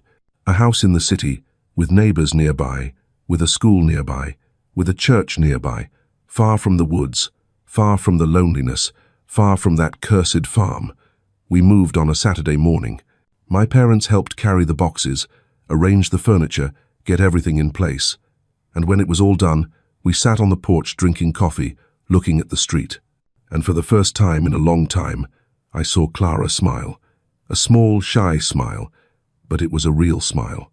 And then, about 2 months after we moved in, Clara found out she was pregnant, again. 2 or 3 months pregnant. She must have gotten pregnant right after we settled into our new home. The news brought both hope and fear in equal measure. Hope of having a child, of watching him grow, of being a real father, but fear too. Fear of losing again, fear of not being able to protect, fear of not being strong enough. But this time was different. The pregnancy was smooth. Clara ate well, slept well, did everything right. My mother and my mother-in-law took care of her, spoiled her, gave her strength. Months later, a beautiful, healthy, crying baby girl was born. We named her Emily. Emily's arrival wasn't just a birth. It was the final confirmation that the darkness of the farm had truly been left behind. It is a relief to see that life has finally won over death. But now that their family is complete, they need a way to sustain this new happiness, and the answer is about to come from a very humble suggestion. That pregnancy, that birth, marked the true new beginning for our entire family. It was a chance to build something new after so much suffering, to plant life where there had only been death, to have hope where there had only been fear. And we grabbed that chance with both hands and never let go. After we became financially stable with the money from the farm sale, Clara and I thought about what to do. We wanted to invest in something real, something that honored where we came from. We sat around the kitchen table one evening, remembering the early days of our marriage before the farm, before the inheritance when I had lost my job and we were nearly evicted. Back then, Mrs. Margaret had taken us in and fed us when we had nothing but empty pockets. She had saved us with her cooking. Looking at her now, playing with baby Emily, Clara smiled. "Mom," she said, "your food saved us back then. Maybe it can help others now." That's when Mrs. Margaret's eyes lit up. "A restaurant," she whispered. "Arthur, with the money from the farm, we could finally open a place of our own." He said any son of Walter's was welcome there. The work was hard, carrying sacks of rice, beans, sugar, organizing stock, helping customers, you know. I would go to work, and Clara would stay home taking care of little Emily. I was afraid to spend that money from the bank, afraid it would run out and the family would be left with nothing. So, we lived on my salary, which had gone up a bit, but we didn't touch that money. That's when my mother-in-law showed up, Mrs. Margaret, Clara's mom. I need to tell you about her, my dear, because Mrs. Margaret was a crucial part of our lives. She was the one who helped us when we had nothing. She was the one who supported our relationship from the beginning, when everyone else doubted it, you know. When I met Clara, we were just kids. We played together in the street, ran barefoot in the mud, played with a ball made of socks. As we grew up, that childhood friendship turned into something else. It turned into love, a beautiful, simple love of poor people who had nothing, but had everything. When I asked her to marry me, my dear, I had nothing to offer, nothing at all. I had no house, no savings, nothing. I just had the desire to get married, to build a life with her. And Clara accepted. She accepted knowing it would be hard, that we would face hardship, that there would be no luxury, but she accepted anyway. We got married in a simple church. No reception, no honeymoon, nothing. Then we went to live in a rented place, a tiny little shack in the back of a lot, and we were happy there. It was work that required care, attention, a steady hand, and I liked it. I liked seeing a blank piece of paper turn into something beautiful, something useful. Mr. Roger was a good, fair man. He paid on time, treated his employees with respect, but the salary was small, my dear, very small. It was barely enough to pay the rent on that shack and buy groceries for the month. There was nothing left over, nothing at all. We lived on a shoestring, counting pennies, doing calculations on paper to see if we could afford this or that, but we managed. Clara was a magician with money. She worked miracles, I swear. She'd go to the butcher shop at the end of the day, as the butcher was closing up, and buy the bones nobody wanted. Big beef bones, with a little meat still attached, some sinew, little bits of marrow. The butcher sold them for next to nothing, because otherwise he'd just throw them away. And Clara would bring those bones home, put them in a big pot with water, salt, garlic, onion, tomato, and grits. Just thinking about it makes my mouth water. She would buy cornmeal, a bag of cornmeal that lasted the whole month, and every day she'd make grits, creamy grits, well seasoned, with a little bit of fat, salt, garlic, and she'd eat it with sautéed collard greens that she'd buy at the market, the leaves that were a bit wilted, and that the vendor sold for cheaper. It was good, it was tasty, it filled you up, it warmed your body. We ate beans and rice every day, my dear, every single day. White rice, pinto or black beans, depending on what was cheapest at the market, and it was a feast. We were crazy about each other. We were truly happy, because we had love. And that, my dear, that was worth more than any money in the world. But then, in less than 4 months, in that little shack, disaster struck. I was fired from my job. The owner said he had run out of money, that he couldn't pay anyone anymore, that everyone was being laid off, and I was let go without notice, without anything. I was jobless from one moment to the next, and without a job, I couldn't pay the rent. I tried to talk to the landlord, asked for another month to find another job. I promised I'd pay on time, but he wouldn't hear of it. He said he wasn't a charity, that if I didn't pay, I had to leave, and he gave me 1 week to vacate. We were evicted, my dear. They put us out on the street. A few bundles of clothes, the old mattress, the little stove. We just sat there on the sidewalk, not knowing what to do, where to go. Clara was crying softly, ashamed of everyone seeing us. And I, my dear, I felt like the worst man in the world. I felt useless, like a failure, incapable of taking care of my wife. That's when I went to ask for help. First, I went to my father's house, knocked on the door, explained the situation. My father was very quiet, looked at my mother, looked at the floor, and said he didn't want us living there.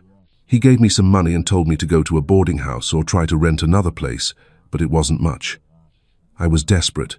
I looked at my mother, pleading for help with my eyes. She looked at her husband, opened her mouth to say something, but fell silent. Back then, my dear, my mother obeyed everything my father said. Even if she disagreed, even if it hurt her, she wouldn't contradict him. That's how it worked. The man commanded, the woman obeyed.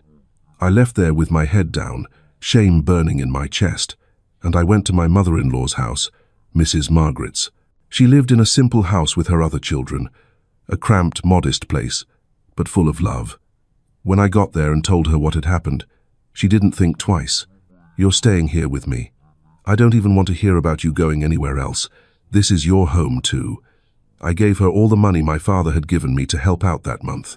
I said I'd find a job, that we didn't want to be a burden. Mrs. Margaret took me in, my dear. She gave me food, she gave me shelter, she gave me affection. She treated me like a son. She never made me feel like a burden, never threw it in my face that I was living on her charity, never humiliated me. On the contrary, she encouraged me. She told me I'd find another job soon, that God would bless us, that we'd get back on our feet, even though she had been disappointed by the husband who had abandoned her with young children. She was never one to mistreat anyone, to take it out on anyone. And she said something I'll never forget. "Arthur, love is worth more than money. You two love each other, and with love, hard work, and faith, you'll build a good life. It may take time, but it will happen. God will bless you." And that's how Mrs. Margaret saved us. She gave us a home when we had none. She gave us hope when all we had was despair, and she never ever made us feel like less than we were. And when the farm inheritance came along, Mrs. Margaret cried. She cried because she would be far from her daughter, but she supported us. She told Clara to go, that it was our chance to have something of our own, that she would pray every day for us to be well. And now, after everything that had happened, after we had returned to the city, Mrs. Margaret showed up to help again. She came every day to visit Clara, sat with her, talked with her, made her laugh. And little by little, Clara came back to life. One day we were sitting in the kitchen, me, Clara, my mother, and Mrs. Margaret, and she threw out an idea. "Arthur, why don't you two open a restaurant? You have the money from the farm sale, and Clara is such a good cook. This girl inherited my talent. We could do it together. I'll teach you, I'll help, and you two can run the business." I looked at Clara, she looked at me, and I saw a sparkle in her eye, a sparkle of hope, of will, of life. "Do you think it would work, Mom?" I asked. "Yes, it will. Good food always sells, and if it's honest, hearty, well-seasoned food, made with love, people will come back. They always come back." My mother, Mrs. Helen, agreed. She said she would help too, that we'd do it together, that it would work out. And that's how the idea was born, the idea of opening a home-style restaurant. We started looking for a location. We walked all over the city, looking at places, asking for prices, until we found a good spot near the bus station. It was a small, somewhat old space, but well located. A lot of people passed by there, travelers, workers, families. It was perfect. We negotiated the rent. The owner asked for a certain amount. We managed to get it down a little. We closed the deal and started renovating. We painted the walls, fixed the tables, bought used but good chairs that we sanded and painted. We put in a stove, a refrigerator, large pots. Mrs. Margaret brought her recipes, her spices, her kitchen secrets, and we put it all together slowly, with care. My brothers-in-law were always there with us. My father was the only one who didn't help because he worked elsewhere. We needed a name. We thought about it until I said, "Let's call it Margaret's Kitchen," in honor of my mother-in-law, who gave us the idea, who always supported us. Mrs. Margaret cried, said she didn't deserve it, that it was silly, but we insisted, and it was decided. Margaret's Kitchen. We opened on a Saturday morning. I was nervous, sweating bullets. Would people come? Would they like it? Would we be able to pay the rent at the end of the month? But people came, my dear. A lot of people came. Workers who knew Mrs. Margaret's cooking from her lunch deliveries, family friends, curious neighbors who passed by, saw the crowd, and smelled that delicious aroma. On the first day, we filled the place. We served over 50 meals, and at the end of the day, when we counted the money, we had made a profit. A small one, but it was a profit. Clara was radiant, and so was Mrs. Margaret. My mother helped all day, washing dishes, serving customers, doing everything, and I stayed at the cash register, taking orders, taking payments, greeting everyone. Emily stayed in her stroller, nursing and sleeping a lot. The beginning was hard, I won't lie. We woke up in the middle of the night, 3 or 4 a.m. Clara and Mrs. Margaret would go to the kitchen and start preparing everything. I would go to the market, buy the meat, the vegetables, the greens, come back, help carry pots, light the stove. And at 11 o'clock we opened the doors. The menu was simple, the same honest food that had saved us when we had nothing. We served fluffy rice, savory black beans, tender pot roast, and of course, Mrs. Margaret's famous creamy grits, the very recipe that had kept us warm in our coldest days. It wasn't fancy, but it was real, and people could taste the resilience in every bite, and the price was honest. It wasn't expensive, it wasn't too cheap, it was fair. Everyone could eat there, from the construction worker to the shop owner, and people liked it. They liked it a lot. They started coming back. Every day we had old customers returning and bringing friends. bringing family. Word of mouth spread. The food at Margaret's Kitchen is amazing. You have to go try it. And the restaurant filled up. In 3 months, we couldn't handle it on our own anymore. There was a line out the door at lunchtime, tables full all the time, and we were working ourselves to the bone inside. We were a good team, you know. Clara, my mother, and Mrs. Margaret in the kitchen. Logan was in the kitchen helping to carry pots, wash vegetables, chop seasonings. Wyatt was waiting tables, bringing out plates, taking orders. And Mason was washing dishes, which was the hardest but most necessary job. I was at the register, running from one side to the other. After a while, when business picked up even more, we had to hire more people from outside. We hired a young woman to help in the kitchen, another to wait tables, and another young man to wash dishes. The business was growing, and thank God, we were able to pay everyone properly. I discovered during this time that I had a knack for dealing with people. I didn't have much education, wasn't well read, but I had something money can't buy. I knew how to treat people well. I greeted everyone who came in. "Good morning, Mr. Joseph. How's the family? Mrs. Mary, good to see you again. Hey, Joey, how was your day at work?" I remembered people's names. I remembered their stories. I'd ask about the son who was studying, the mother who was sick, the brother who had traveled. And people liked it. They liked being treated with respect, with kindness, with attention. They weren't just another customer. They were people. People with names, with lives, with stories. It is heartwarming to see how Arthur used the dark isolation of his past to fuel a business built on genuine human connection. He proved that their success wasn't just about the food, but about the dignity they served with every plate. But as the years pass and the family grows, you have to wonder, how will this new legacy of kindness reshape the generations to come? The restaurant prospered. In a year, we were already earning a good living. We could pay the rent, pay the employees, buy the groceries, and still have some left over. We saved money, and after 2 years, we were able to buy the property. We stopped paying rent and became the owners of the building. It was a celebration when we signed the deed. Clara cried with joy, and so did Mrs. Margaret. And I, my dear, I felt a pride that could barely fit in my chest. We had done it. We had built something of our own, with hard work, with sweat, with honesty. We expanded the dining room, knocked down a wall, added more tables, enlarged the kitchen, and business just kept growing. Some days we served over 200 meals. 200.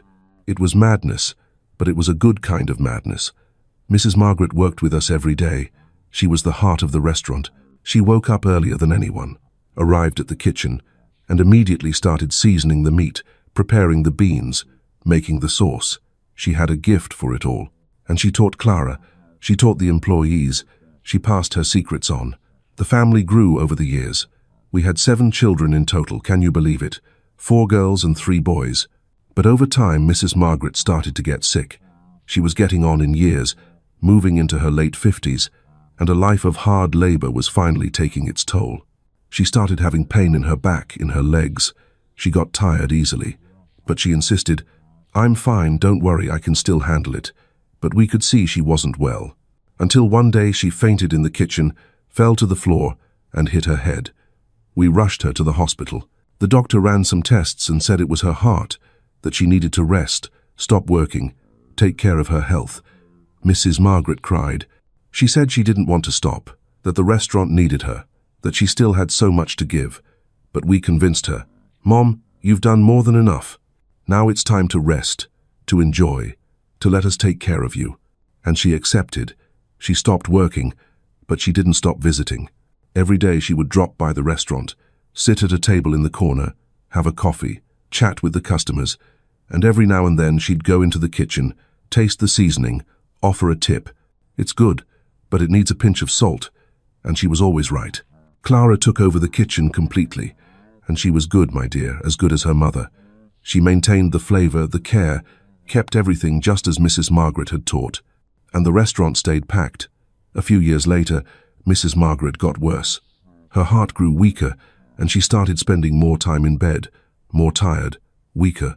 We would visit her every day, bring her food, bring her affection, just be there with her. And one morning she passed away. She went to sleep and never woke up. Clara cried so much. I did too. We buried her with honor, with respect, with love, and on her tombstone, we put a plaque, Mrs. Margaret, mother, grandmother, friend, founder of Margaret's Kitchen. May God have her in his glory. After she was gone, we carried on. We continued with the restaurant, with the work, with her dream, because we knew that's what she would have wanted for us to keep going, to not give up. I became wealthy, my dear, I won't lie. The restaurant was profitable, we could live well, provide an education for our children, have comfort. We bought a bigger house with a yard, a garage. I bought a new car, gave Clara and the children a good life. But I never changed. I never wanted to change. I remained simple. I remained humble. I arrived early every day at the restaurant, checked the inventory, tasted the beans, stood at the door greeting everyone who came in. I never thought I was better than anyone. I never looked down on anyone, because I knew where I came from. I knew what it was like to have nothing, and I would never forget. The restaurant came to employ many people. At its peak, we had over 20 employees. Cooks, kitchen helpers, waiters, cleaners, cashiers, and many of them were the children of old customers, people who had come for lunch when they were young, working construction, and now they sent their children to work for me. It was beautiful to see that we had built something that went beyond food. We had built a community, a family, a home. I treated my employees well, paid their salaries on time, gave them advances in the middle of the month if they needed it, helped them when they had problems. If an employee was going through a tough time, I helped. If they needed a doctor, I paid. If their child was sick, I gave them time off. Because I knew that a happy employee works well, and a well-treated employee is loyal, dedicated, is family, and the name Arthur eventually became synonymous with trust in the city, with a hard-working, honest man who succeeded without stepping on anyone. A man who built something from scratch, with work, with sweat, with faith. People respected me, and that, my dear, is priceless. Respect can't be bought. It's earned. All my children went to school, they all graduated. Some became teachers, another an engineer, another a nurse. And all of them, at some point in their lives, helped out at the restaurant. Weekends, holidays, there was always one of them there, washing dishes, waiting tables, working the register. And they learned the value of work. They learned that nothing falls from the sky, that everything is earned through effort. My father, Walter, lived to be 78. After we sold the farm and he paid off the house, he became calmer, more at peace. He worked at the same company until he retired, but over time, his body grew weaker. He started having pain in his back, in his legs. He got tired easily. He had heart problems too, high blood pressure, the things that come with age. We would visit him almost every Sunday, bring the grandkids, bring food. He liked it. He would smile, but I could see he was tired of living, of carrying that heavy weight from his childhood that he could never let go of. He died of a heart attack, my dear. Suddenly, he was sitting there watching television, and his heart just stopped. My mother called his name, and he didn't answer. He was already gone. It was quick, and I cried. I cried a lot. I loved him. My mother, Mrs. Helen, lived for another 6 years after he died. She stayed in the house alone, but we didn't leave her helpless, no. Every day one of us would go there, me, Clara. The grandkids bring food, keep her company, take care of her. Over time, she started to forget things. She'd forget names, forget where she put her keys, forget if she had already eaten. The doctor said it was Alzheimer's, that it would get worse. And it did. It got to a point where she didn't recognize me anymore. She would look at me and ask who I was. It hurt, my dear. It hurt so much. We never wanted to put her in a nursing home, never. We brought her to live with us. Clara took care of her until the end, with patience, with love. She gave her baths, fed her, changed her diapers. She treated her like her own mother, too. She died of pneumonia. She was hospitalized, stayed for a few days, and didn't make it. She passed away on a Wednesday night with us by her side, holding her hand, and I cried again. I cried for the mother who was always good, even when she couldn't go against her husband, and I cried because now I was an orphan. I had lost both my father and mother, and as much as we know it will happen one day, you're never prepared. And now, at 79, I still go to the restaurant. Not to work, no. I don't need to anymore. 2 of my sons run the business now, but I go to visit. I go to see how things are. I sit in my corner of the counter, the place that was always mine. And I sit there, watching the hustle and bustle, talking with the customers, and I always order the same thing: rice, beans, and pot roast with potatoes. Simple food, food that reminds me of the beginning, food that tastes of struggle, of victory, of love. Clara, now 73, she is the love of my life. Margaret's kitchen is the true symbol of our overcoming. From that cursed inheritance money, stained with blood and tragedy, we built something good, something beautiful. And when I look at all of this, my dear, when I look at my children, my grandchildren, my great-grandchildren, at the restaurant full of people, full of life, I know it was all worth it. Every tear, every fear, every sleepless night was worth it, because we won, and we built our own destiny. My inheritance was not a curse, but a lesson paid for in blood. From the land that buried tragedy and took my firstborn son, I learned that the past has no power to define the future, neither does yours. Do not let old ghosts chain you. Face them, learn from them, and use the broken pieces to build a stronger foundation for yourself. Write your own final chapter. If this story of rising from the ashes resonates with you, subscribe to the channel to help spread the belief that we all have the strength to overcome.